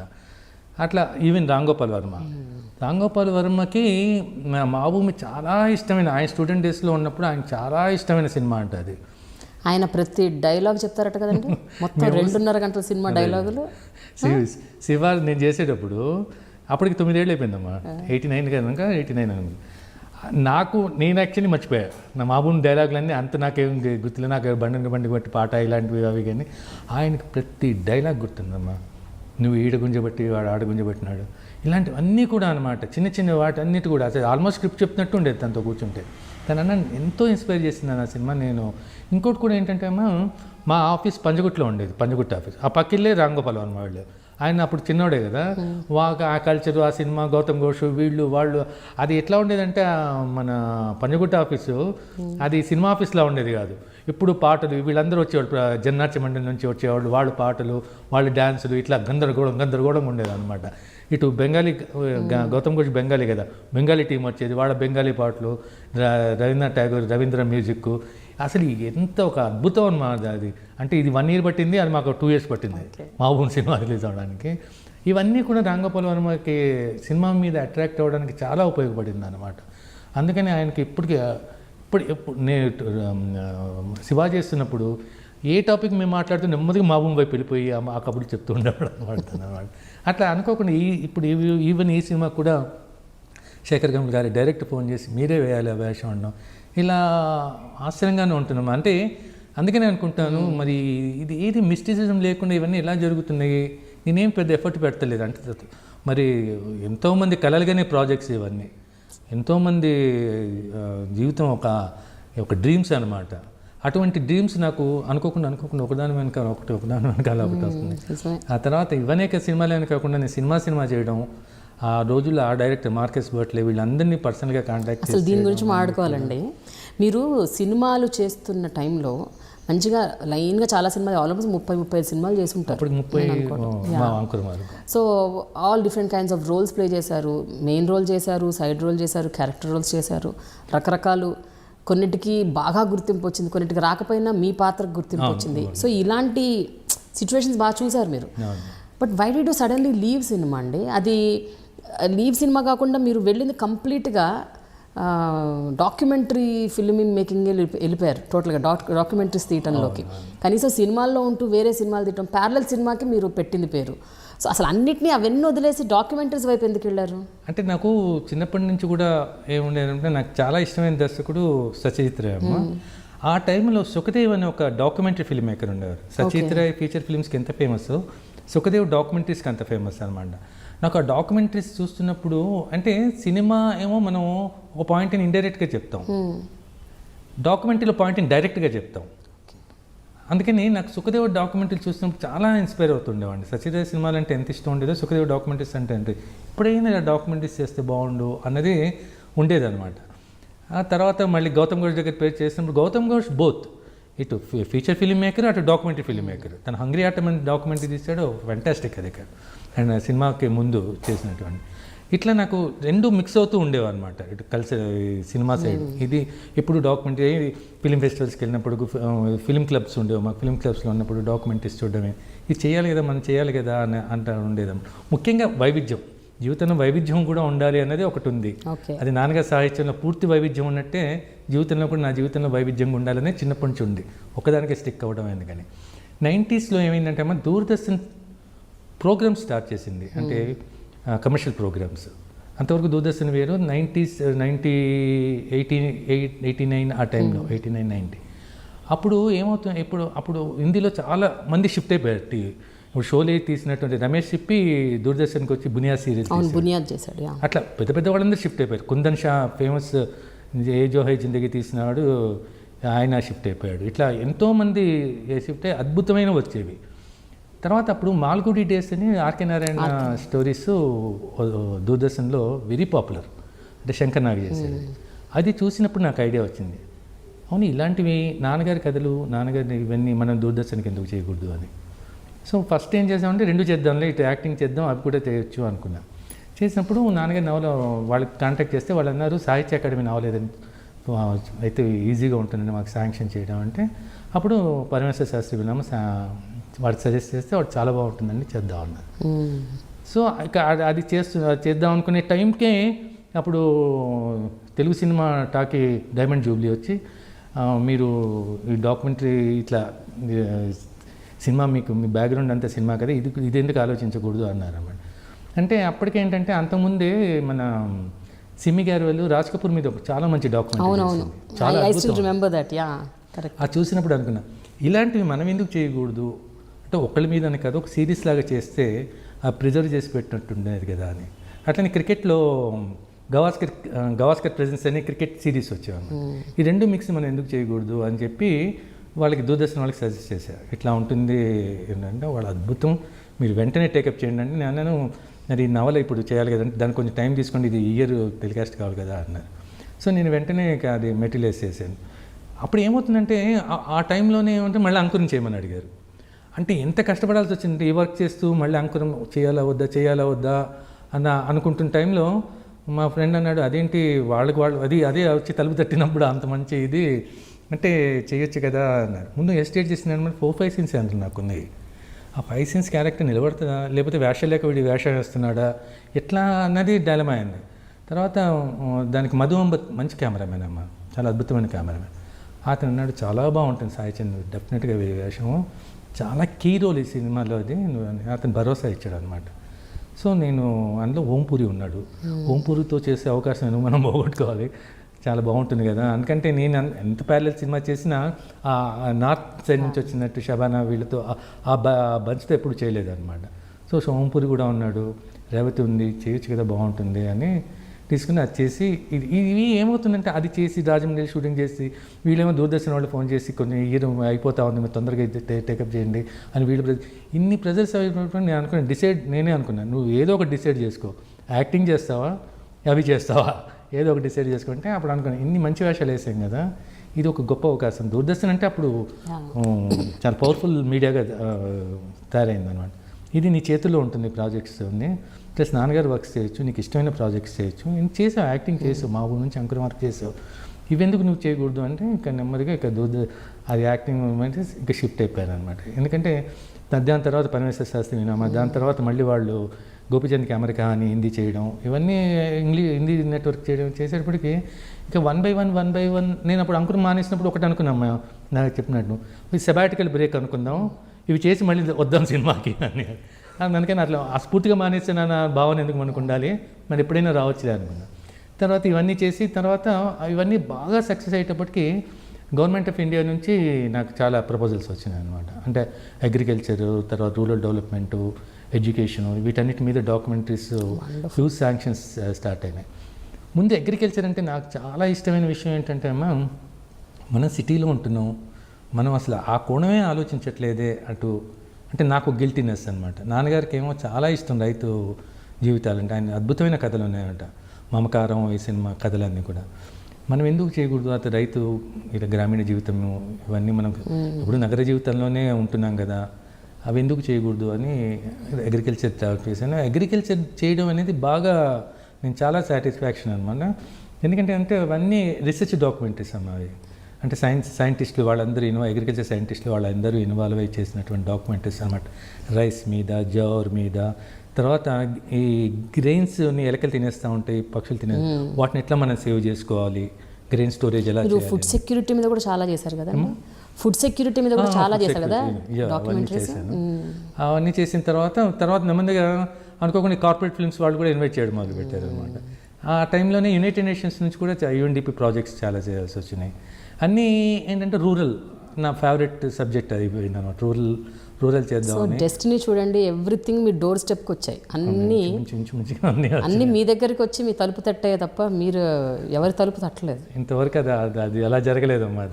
అది ఎందుకు మరి అలా. కానీ ఒక్క విషయం చెప్పండి, అది గర్వంగా అయితే చెప్తున్నా జరిగింది. బట్ ఆనెస్ట్ ఒక విషయం చెప్పండి, 1987-88 నుంచి కొంచెం మీకు సినిమాల్లో పాత్రలు కూడా అంటే మీరు అనుకున్న మంచి మంచి పాత్రలు రాకపోవటం, నిజంగా మంచి అంటే క్రూషియల్ రోల్స్. అదే అంకురం వరకు వచ్చిన తర్వాత అంటే ఎప్పుడైనా సినిమా ఇస్ నటన అన్నది నా ప్రాణం అమ్మ, నా నైతిక బాధ్యత అనుకుంటాను అది అనమాట. ఎట్లయినా చేయాలి అది అని చెప్పి. అంటే టెంప్ట్ ఇది రాలేదు. ఇప్పుడు చాలామంది ఆఫర్ చేశారు, అప్పుడు ఏంటి అది చూసేవాడిని పోనీ గ్యాప్ తీసుకొని చేద్దామంటే టెంప్ట్ మనం. ఎందుకంటే పొద్దున్నే షూటింగ్కి వెళ్తున్నప్పుడు ఇవాళ షూటింగ్కి వెళ్తున్నాం, ఒక అద్భుతం సినిమా సీన్ చేయబోతున్నాం, మంచి యాక్టర్స్తో కలిసి కాంబినేషన్ చేయబోతున్నాం. ఆ ఫీలింగ్ వచ్చినప్పుడు సినిమాకి వెళ్తున్నప్పుడు చాలా అద్భుతంగా. అది నేను మా భూమి నుంచి అంకురం వరకు ఎంజాయ్ చేశాను. మా భూమిలో గౌతమ్ ఘోష్ డైరెక్షన్లోకి వెళ్తున్నాం, చేస్తున్నాం, ఎలా ఉంటుంది అని. అంకురంలో కూడా వెళ్తున్నప్పుడు ఓంపూరి వీళ్ళు అందరూ ఉన్నారు, వీళ్ళతో కలిపి చేద్దాం. వాళ్ళు షూటింగ్ వెళ్తున్నప్పుడు ఆ ఉత్సాహం ఉంటే చాలా బాగుంటుందమ్మా. అది మళ్ళీ నేను ఆఫ్టర్ లాంగ్ టైం ఇప్పుడు అనుభవించాను అనమాట. 1 year Shekhar cinema, Sai Pallavi fantastic actors, వీళ్ళందరితో చేస్తున్నాం. మనం ఆ కాంపిటీషన్లో ఉంటాం, మన జాగ్రత్తలో మనం ఉంటాం, ఇవన్నీ చేసుకుని అలా మధ్యలో ఏది చేయడానికి చాలామంది చేశారు కానీ అట్లా అట్రాక్ట్ అంటే సర్వం మానేసి వచ్చి చేయాలని ఉండాలమ్మా యాక్టింగ్ అంటే. నేను అదే అనుకున్నా, ఈ సినిమా చేస్తున్నాను, మన తండ్రి పాత్ర వేస్తున్నాను ఒప్పుకున్న తర్వాత సర్వం వడ్డుతాం ఇక అంతే. ఇప్పుడు నాకు యుఎన్డిపి వాళ్ళు కానీ ఎంత పెద్ద ప్రాజెక్ట్స్ వచ్చినా దాన్ని పక్కన పెట్టేద్దాం, ఈ పాత్ర కోసం సర్వం వడ్డు చేయాలి ఇక. ఎందుకంటే పక్కన సాయిబాలో కూడా నా కూతురు ఉంది, పెద్ద ఛాలెంజ్ ప్లస్ క్యారెక్టర్ కూడా. అంటే చెప్పడానికి ఏం లేదు కానీ చేయడానికి చాలా ఉంది ఆ పాత్రలో. అట్లా అదొక గమ్మత్తుగా జరిగింది. అయితే సినిమా డాక్యుమెంటరీ మీరు తీస్తున్నప్పుడు మీరు ఎంచుకున్న the directors and technicians highly అంటే లెజెండరీస్ టోటల్గా. అసలు మార్కస్ బర్క్లీ మీరు చేయటం అన్నది అది ఎవరు ఇంతవరకు చేయలేదు. అంటే ఆలోచన కూడా రాదు అసలు ఆ వ్యక్తి దొరకడం కూడా గ్రేటే ముందు. అంటే నాన్నగారు సినిమాలు చేయడం, నాన్నగారు సినిమాలో ఉండడం, వీళ్ళందరూ నాన్నగారి కాంటెంపరీస్. తర్వాత ఎల్లి ప్రసాద్ గారి ఫస్ట్ సినిమా గృహప్రవేశానికి నాన్నగారి స్క్రిప్ట్ అనమాట. అట్లా ఆయనకి చాలా గ్రాటిట్యూడ్ నాన్నగారు అండి. అసలు సాయిచంద్ గారు వీళ్ళందరివి చేయటం ఒక ఎత్తు, అంటే వీళ్ళందరూ ఇంటర్వ్యూస్ చేయటం, వాళ్ళ మీద హాఫ్ అన్ అవర్ డాక్యుమెంటరీలు ఓకే. బట్ మీరు బాపు రమణ గారిని మాట్లాడిచ్చారు. అసలు అది ఇట్ ఈస్ ఐ థింక్ అది ప్రపంచంలో ఎవరికి సాధ్యం కాదు, అరుదైన కాదు, అసలు ఎవరికి సాధ్యం కాదు టోటల్గా. ఏమైందంటే నేను బాపు గారు రమణ గారు సినిమా కూడా చేశాను, నేను అప్పటికి లీడిపిల్లు చేస్తున్నాను. అయినా కూడా వాళ్ళు అసలు ఇవ్వరు కదా ఇంటర్వ్యూలు, ఇవ్వరు, ఎవరితో మాట్లాడరు, కెమెరా ముందుకు రారు. అది మా వదిలే సాయిచంద్ వదిలే ఇంటర్వ్యూస్. అది నేనే వదలదలుచుకోలేదు వాళ్ళని. సో నవోదయ పబ్లిషర్స్ అని మాకు నాన్నగారు పబ్లిష్ చేస్తున్నారు, వాళ్ళు బాపు గారికి చాలా క్లోజ్ అండి, నామన్నారు. ఆయనకి చెప్పా, ఆయన ఉత్తరాలు రాశారు. ఆయన ఉత్తరాలు రాసినా రెస్పాండ్ లేదు. ఏం చేయాలి అనుకుని నేను ఏం చేశానంటే చివరి ప్రయత్నంగా ఎల్లి ప్రసాద్ గారి మీద అప్పుడు చేసి ఉంచా ఆల్రెడీ. ఎల్లి ప్రసాద్ గారు, మార్కేజ్ బర్ట్లే, సాలు రాజేశ్వరరావు అంటే బాపు గారికి చాలా ఇష్టం అనమాట. ఎందుకంటే ఎప్పుడు బాపు గారు అంటారు నాకు, ఆయన రమణ గారి జోకు, ఈయనకి సాలు రాజేశ్వరరావు అంటే ఇష్టం, తీసిన సినిమాల మటుకు మహాదేవుని మ్యూజిక్. అట్లా సాలు రాజేశ్వరరావుది, మార్కేజ్ బర్ట్లేది, ఎల్లి ప్రసాద్ గారిది క్యాసెట్ చేసి ఆయనకి పంపించి చెప్పా, సార్ నేను క్యాసెట్ పంపుతున్నాను, చూడండి, మీరు చూసి మీకు నచ్చితే చేయండి, లేకపోతే నో ప్రాబ్లం, ఒకసారి అట్లా ఉంటుంది ఫార్మేట్, ఒకసారి చూడండి. ఏమమ్మా చూశారు, నెక్స్ట్ డే ఫోన్ చేసి నేను చేస్తున్నాం ఇది అన్నారు. నాకు అది నిజంగా ఒక వండర్ అనమాట. ఇంకొక గొప్ప విషయం ఏంటంటే మేము వెళ్ళేటప్పటికీ అది మేం చేయడం కాదు, వాళ్ళే ఎలా చేస్తే బాగుంటుంది అనేదాన్ని ప్లాన్ చేశారనమాట. ఇట్లా మీ ఇద్దరం యాక్చువల్లీ సినిమా డాక్యుమెంటరీస్ పూర్తిగా ఇండివిజువల్గా, ఇప్పుడు బాబు మన ఎల్లి ప్రసాద్ గారే, నాగిరెడ్డి గారే, మార్కేజ్ బట్ల అని, సాలు రాజేశ్వరరావు. ఈ డాక్యుమెంట్లో ఇద్దరు కూర్చుంటారు, ఇద్దరు కలిపి చేస్తారనమాట. ఆయన స్టూడియో ఆయన అంతా అరేంజ్ చేశారు, ఆయన స్టూడియోలో చేసాము. ఆయన అంతా అరేంజ్ చేశారు. కింద కుర్చీలో కూర్చుందామంటే కింద కూర్చుంటే బాగుంటుందో సాయిజన్ అంటే నేను మళ్ళీ వాళ్ళకి కన్వీనియంట్గా ఉంటుందని వాళ్ళ కెమెరామెన్తోనే అది షూట్ చేయించాను. ఆర్కే రాజ్ అని ఉన్నారు, వాళ్ళకి రెగ్యులర్ తీసి ఆయనే కెమెరాగా, ఆయన నాకు కూడా బాగా క్లోజు, నా సినిమాలు కూడా చేశారు. సరే ఈ వీళ్ళు చేస్తున్నారు సార్ మీరు వచ్చి చేయండి అంటే ఆయన వచ్చారు. సో వాళ్ళకి ఒక అండర్స్టాండింగ్ లాగా ఉంది. స్క్రిప్ట్ లాగా వాళ్ళే చేశారమ్మా, చాలా అద్భుతంగా చేశారు. నేను మాట్లాడతారు ఒక సినిమా గురించి, ఆయన మాట్లాడతారు ఒక సినిమా గురించి. మాకు పొగరు ఆ రోజుల్లో, అందుకని మేము పొగరుగా ఇలా చేసామని ఇట్లా చెప్తారు, ఇట్లా అనమాట. చాలా అద్భుతంగా వచ్చింది. అంటే అన్నీ చాలా బాగుంటాయి. ఇదేంటంటే మనకి చాలా ప్లెజెంట్గా ఉంటుంది అనమాట. బాబు రమణ గారు చేసింది అనమాట. ఇక వాళ్ళ ఆతిథ్యం ఉంటుందమ్మా, నిజంగా మనం ఫిదా అయిపోవాల్సిందే. వాళ్ళ ఇంటికి మన షూటింగ్కి వెళ్తే మొత్తం అందరికీ వాళ్ళు బ్రేక్ఫాస్ట్ బయట నుంచి, ఒక బ్రేక్ఫాస్ట్ ఒక ఇడ్లీ వడ ఒక ఇది కాదు, ఇదే మన పని మీద మనం ఒక గంట సేపు షూటింగ్కి వెళ్తాం, మొత్తం అరేంజ్ చేస్తున్నాయమ్మా. పొంగలు, ఇడ్లీ, వడ, పెసరట్టు, దోశ, పూతరేకులు, అది ఏంటది నాకు అర్థమే కదా, దిస్ బ్రేక్ఫాస్ట్ అని. ఇంక నేను ఇందాక చెప్పినట్టు మనం అందరం ఫిదా అయిపోవాల్సిందే వాళ్ళ ఆతిథ్యానికి. అప్పుడు మాట్లాడని బాబు గారు మాట్లాడడం అన్నది తెలుగు ప్రజలు ఎంత ఆనందించారమ్మా అది టెలికాస్ట్ అయినప్పుడు మాట. సో ఒక విషయం చెప్పండి, ఇప్పుడు మీకు ఫిదాతో ఫిదా సినిమా ద్వారా జనాలందరూ ఫిదా అయిపోయారు. ఫస్ట్ మిమ్మల్ని చూసి, మీ రోల్ని చూసి, మీ క్యారెక్టర్ని చూసి ఇంకా సూపర్ ఫిదా అయిపోయారు. ఇప్పుడేంటి భవిష్యత్తు? ఇప్పుడు 100% ఇంకా మీ తలుపు తట్టడానికి డైరెక్టర్లు, ప్రొడ్యూసర్లు మీ వెంట పడతారు, మీ క్యూలు కడతారు. సో మీ భవిష్యత్ కార్యాచరణ ఎలా ఉండబోతుంది? నేను మొదటి నుంచి కేర్ ఆఫ్ మంచి సినిమాగా ఉందామని అనుకుంటా ఉన్నాము.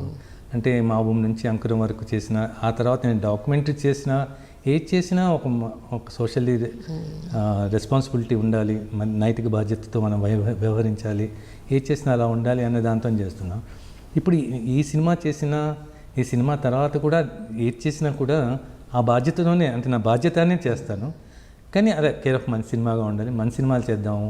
ఎందుకంటే అమ్మ ఇప్పుడు ఇంత మంచి సినిమా చేసి రేపు నేను ఏదైనా మామూలు 2 సినిమాలు చేస్తే మీరే ఇంత నన్ను మెచ్చుకునేవాళ్ళు, మీరే అంటే అంత మంచి సినిమా చేసి మీకు ఏం అవసరం వచ్చినా సినిమాలు చేశారండి అని మీరు అంటున్నారని అనే కాకుండా నా మనసు కూడా ఒప్పుకోవట్లేదమ్మా అది. అందుకని ఏదైనా మంచి వేషం వచ్చినప్పుడు నేను నెవర్, అంటే మా భూమి నుంచి ఈ సినిమా వరకు నెవర్ వరీడ్ అబౌట్ రిమండేషన్స్ అమ్మా. నేను సంపాదించుకుంటున్నాను, నాకు ఉంటున్నాయి, నాకు కానీ నటన నా ప్రాణం ఎక్కాది అంతే. దానికోసం ఈ సర్వ శక్తులు కొడతాను, సర్వం పోగొట్టుకోవడానికి సిద్ధమే. కానీ ఆ పాత్ర కూడా అలా ఉండాలి, ఒక ఛాలెంజ్లా ఉండాలి. నేను అన్నీ వదులుకొని ఆ పాత్ర నన్ను పిలుస్తుంటే నేను పరిగెత్తడానికి సిద్ధంగా ఉన్నాను అన్నమాట. బట్ నిజంగా ఒక హైపోథెటికల్ క్వశ్చన్ అండి, maybe from now next 2-3 years అనుకుందాం, ఒక చిన్న హైపోథెటికల్గా. ఈ 2-3 yearsలో మీకు you are flooded with offers, అది కూడా good offers, the best offers, మిమ్మల్ని ఎక్సైట్ చేసే ఆఫర్స్ వచ్చినాయి అనుకోండి. అప్పుడు మీ డాక్యుమెంటరీల పరిస్థితి ఏంటి? మీరు చేసే మీ ఇతర పనుల పరిస్థితి ఏంటి?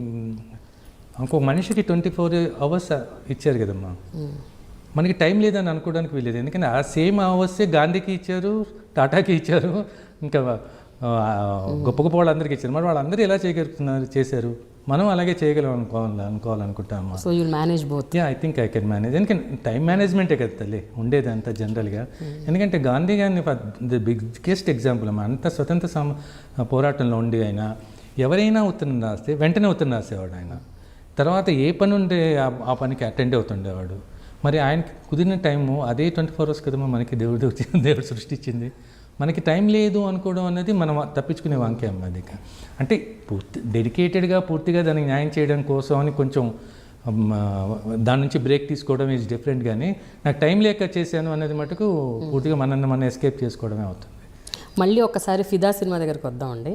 ఫిదా ప్రొడ్యూసర్ దిల్ రాజు గారు బేసికల్గా వెరీ సెన్సిబుల్ ప్రొడ్యూసర్. ఆయన ఏది థీమ్ ఎంచుకున్నా దానికి ఖచ్చితంగా అంటే ఇది కరెక్ట్గా వర్కౌట్ అవుతుంది అని ఒక గట్ ఫీలింగ్ ఉంటుంది ఆయన. ఆ గట్ ఫీలింగ్తోనే ఏ ప్రాజెక్ట్ అయినా తీసుకుంటారు. సో ఈ ప్రాజెక్ట్ తీసుకున్నప్పుడు శేఖర్ గారు మీ పేరు సజెస్ట్ చేసినప్పుడు దిల్ రాజు గారి రియాక్షన్స్ ఏంటంటే అప్పుడు అంటే ఈ సినిమా నేను అనుకోవడం అమ్మా, అది శేఖర్ గారికి టోటల్గా వదిలేశాడు ఆయన దిల్ రాజు గారు. శేఖర్ గారి నిర్ణయాలే అక్కడ అనమాట. ఆయన ఏది చెప్తే ఇక దిల్ రాజు గారు అది. ఎందుకంటే జనరల్గా దిల్ రాజు గారు కొంచెం స్క్రిప్ట్లోనే ప్రాజెక్ట్లోనే అన్నిట్లో ఇన్వాల్వ్ అవుతారు. ఈ పర్టికులర్ ప్రాజెక్ట్ ఎందుకో అది అంటే శేఖర్ గారు పెట్టిన కండిషన్ కూడా అది ఉండేదేమో, వాళ్ళిద్దరు మ్యూచువల్ అండర్స్టాండింగ్ ఏమో తెలియదు. కానీ ఈ సినిమా ఎవ్రీథింగ్ ఈవెన్ ప్రొడక్షన్లో కూడా వాళ్ళ ప్రొడక్షన్ పీపుల్ చాలా తక్కువ ఉండే, శేఖర్ గారి ప్రొడక్షన్ పీపులే ఎక్కువ ఉండేవాళ్ళు అనమాట.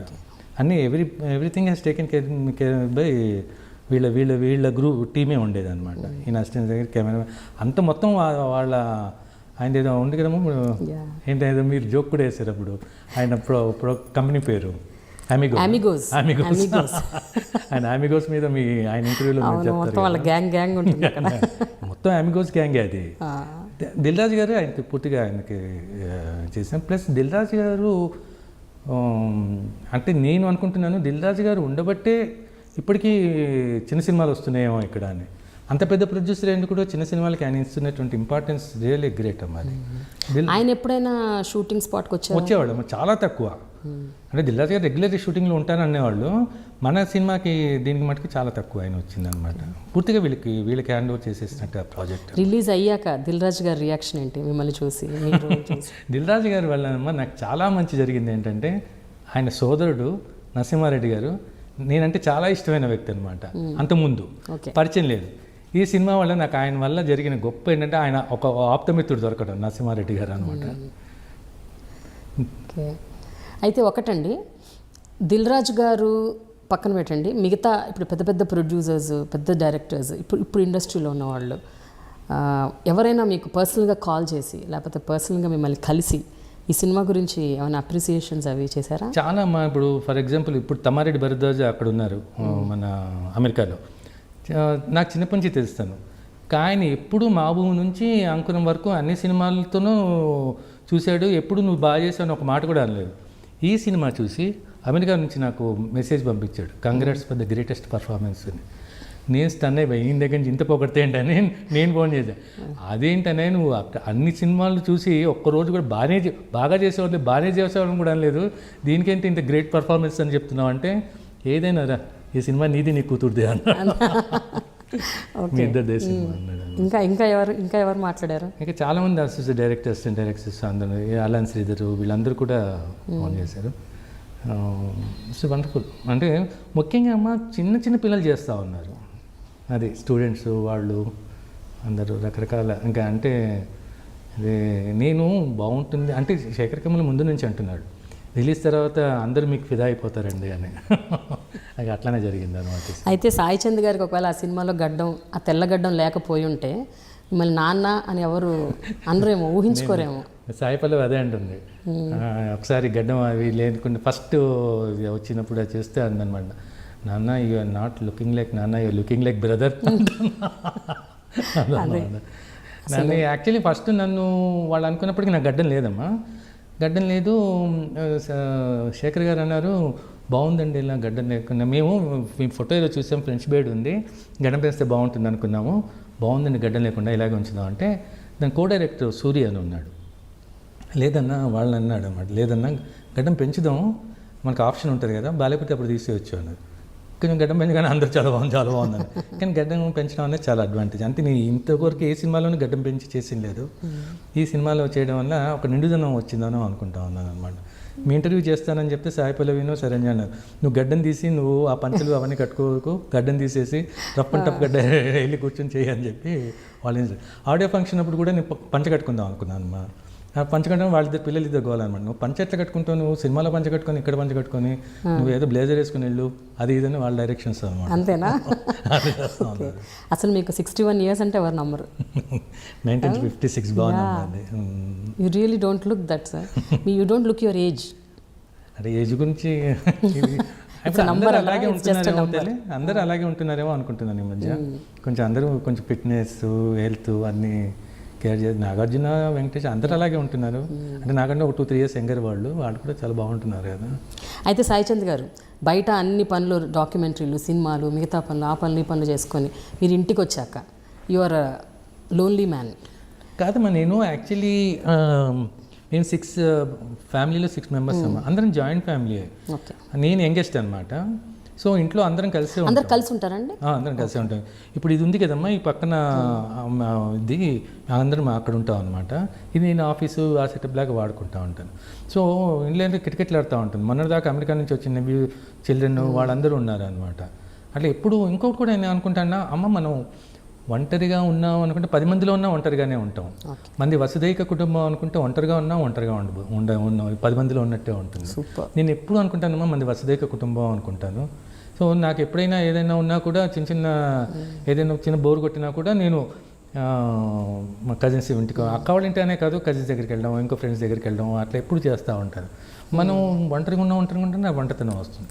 అంటే ఒంటరితనానికి ఏకాంతానికి తేడా ఉంది కదమ్మా. నేను ఏకాంతంగా ఉండడానికి ఇష్టపడతాను. ఒంటరితనం అనేది చిన్నప్పటి నుంచి ఎప్పుడూ లేదనమాట. ఒంటరిగా లోన్లీనెస్ చాలామంది అంటారు ఒంటరితనం లోన్లీనెస్ అంటే ఐ నెవర్ ఎక్స్పీరియన్స్ దట్. కానీ ఏకాంతంగా ఉండడం అన్న మటుకు చాలా ఇష్టపడతాను. అంటే నాతో నేను ఉండొచ్చు కదా కొంచెంసేపు. కానీ మీరు పుట్టి పెరిగిందంతా కళలు, రచయితలు, అలాంటి కుటుంబం, అలాగే సినిమాలు. సో మీరు ఎక్కువ జనాల మధ్యలోనే ఎప్పుడు ఉంటారు అండ్ రకరకాల మనుషులతో ఇంటరాక్ట్ అవుతారు, ఎంతో మందితోని ఫ్రెండ్షిప్ చేస్తారు. ఈ ప్రాసెస్లో how is it possible that మీరు ఎవరిని ఇష్టపడకపోవటం ఏంటి? ఏ అమ్మాయిని మీరు ఇష్టపడలేదా? ఎవరికి ప్రపోజ్ చేయలేదా? ఎవరు మిమ్మల్ని మీకు ప్రపోజ్ చేయలేదా? అసలు అది జరగకుండా ఎలా ఉంది అని నాకు ఒక ఆశ్చర్యంగా ఉంది. నేను ఒక జోక్ చెప్తా ఉంటాను. ఇట్లా మీరు అడిగినప్పుడు నాకు లవ్ స్టోరీ ఉంది. When I was 18 I proposed a girl. Okay. She rejected. After that I lived happily for ever అని. ఓకే. 18 ఏళ్ళకే ఒకసారి రిజెక్షన్ ఇంకా అసలు ఎవరిని ప్రపోజ్ చేయలేదు. హ్యాపీలీ ఫర్ ఎవర్ అది. ఎందుకంటే అంత డీప్గా హర్ట్ అయ్యారా ఒక రిజెక్షన్? ఊరికే చెప్తా ఉన్నాను. అంటే అట్లా ఇవి లవ్ స్టోరీలు ఇవి అట్లా ఆడపిల్లల వైపే చూడలేదా అంటే క్రష్ లేకుండా ఉండము. చిన్నప్పటి నుంచి టీనేజ్లో ఉన్నప్పుడు ఆ క్రష్లో ఉంటాయి. ఏదో ఇందాక చెప్పినట్టు ఎక్కడో తెలియకుండా వివేకానంద ఫిలాసఫీ వెంటాడుతూ ఉంటుంది అనమాట. ఏదైనా చేద్దాము, ఏదైనా చేయొచ్చు కదా, వీటికన్నిటికన్నా ముఖ్యమైన పనులు కొన్ని చేయొచ్చు కదా అని అనిపిస్తూ ఉంటుంది. Thank you so much sir. Finally before we close, what is life according to you? మీ దృష్టిలో జీవితం అంటే ఏంటి? అంటే జీవితం జీవించడానికే కాదు సాధించడానికి కూడా అన్నది అందరూ అంటారు. నేను జీవితంలో ఉన్న మాధుర్యం మటుకు ఈ జీవితాంతం ఒక ముందు అనుకునేవాడినమ్మా. అంటే కరెక్ట్గా చెప్పాలంటే నా జీవితాన్ని 2 పుస్తకాలు చాలా ఇన్స్పైర్ చేసినాయమ్మా. నేను చిన్నప్పుడు ఉన్నప్పుడు ఐరన్ హీల్ అని జాక్ లండన్ బుక్ ఒకటి ఉండేది, రైటర్ జాక్ లండన్. తర్వాత హెర్మన్ హ్యూస్ది సిద్ధార్థ నవల. ఈ 2 నా జీవితాన్ని చాలా ఇన్స్పైర్ చేసింది. రెండు ఎక్స్ట్రీమ్ డిఫరెంట్ నావల్స్ అనమాట. ఇదేంట ఐరన్ హీల్ పూర్తిగా కార్మికుల సమస్య దాంతో ఉన్నటువంటిది, సిద్ధార్థ ఏమో పూర్తిగా స్పిరిచువల్ లైఫ్లో ఉన్నటువంటిది. 2 ఎందుకు నన్ను అట్రాక్ట్ చేసినాయని నాకు చాలా ఆశ్చర్యంగా ఉండేదన్నమాట. ఆ రెండింటినీ సమన్వయం చేసుకుంటూ ముందుకు వెళ్తూ ఉంటానమ్మా నేను ఇప్పుడు. అంటే ఒక జూయిష్ ఫిలాసఫీ ఒకటి ఉంది, నా జీవితం నేను జీవించకపోతే ఎవరు జీవిస్తారు, నా జీవితమే నేను జీవిస్తే ఈ జీవితానికి పరమార్థమే ఉంది అని జనరల్గా follow that. Thank you so much అండి. Thank you. మిమ్మల్ని ఇంకా మళ్ళీ తెర మీద చూడాలనుకుంటున్నాం. It's such good roles because మీరు ఫిదాతో అయితే అందరికీ ఫిదా చేశారు. So I'm sure future is more brighter. Care of మంచి సినిమాగా ఉంటానమ్మా. ఎస్ మీకు అది ఒక వాదా అంతేనా? సో ఫిదా ద్వారా వాదా ఇస్తున్నారా? కేర్ ఆఫ్ మంచి సినిమాగా ఉంటాను, ఉండాలని కూడా అనమాట. నాకు ఎప్పుడు అనిపిస్తుంది అనమాట, అంటే ఈ సినిమాతో జరిగిన అనుభవాలు, సాయి పల్లవితో నాకు ఉన్నటువంటి అనుబంధం, మా ఇద్దరి మధ్య పెరిగినటువంటి అనుబంధంతో మంచి నవల రాయాలి అని కోరిక ఈ మధ్య కలిగిందనమాట. ఓకే. నాకు ఏంటంటే మార్క్ టుల్లీ ఉన్నారు కదమ్మా, బీబీసీ జర్నలిస్ట్. ఆయన మేము గోపిచంద్ నాన్నగారి పేరు మీద గోపిచంద్ అవార్డు ఉంటుంది. 2 years బ్యాక్ ఆయనకి గోపిచంద్ అవార్డు అని ఇచ్చాము. ఇచ్చినప్పుడు ఆయన నాకు ఎయిర్పోర్ట్ డ్రాప్ చేస్తుంటే అదే సలహా ఇచ్చాడు, నువ్వు వచ్చింది ఒక సాహిత్య కుటుంబంలోంచి కదా, నువ్వు డాక్యుమెంటరీ ఫిల్మ్ మేకర్వి, నువ్వు నీ డాక్యుమెంటరీస్ అన్నిటినీ కూడా నువ్వు రిటర్న్గా డాక్యుమెంట్ అంటే ఒక బుక్ లాగా డాక్యుమెంట్ చెయ్యి, ఫిల్మ్స్గా చేస్తున్నావు బుక్ లాగా డాక్యుమెంట్ చెయ్యి, బాగుంటుంది అది అని సలహా ఇచ్చాడు. సరే అప్పటి నుంచి నేను అనుకున్నా ఏదైనా రాస్తే బాగుండేది అని రాస్తే బాగుండు. ఇంత ఎక్స్పీరియన్సెస్ ఈ మిస్టేక్ ఎక్స్పీరియన్సెస్ ఇవన్నీ వచ్చినాయి కాబట్టి సాయి పల్లవి వీళ్ళందరితో ఉన్నటువంటి అనుబంధం మీద ఒక మంచి నవల రాయాలని కోరిక. నేను టైటిల్ అయితే మటుకు పెట్టేశారా? My pretty daughter. Wow, very nice. Thank you so much అండి. Thanks a lot. Thanks for your YouTube. Thank you so much. I'm Sai Chand. ఫిదాలో సాయిపల్లి నాన్నగా వేశాను. Watch my interview dialogue with Prema in I dreams. Congrats to I dream for reaching 1 million subscribers. Hi, this is Sai Chand. Please subscribe to High Dreams.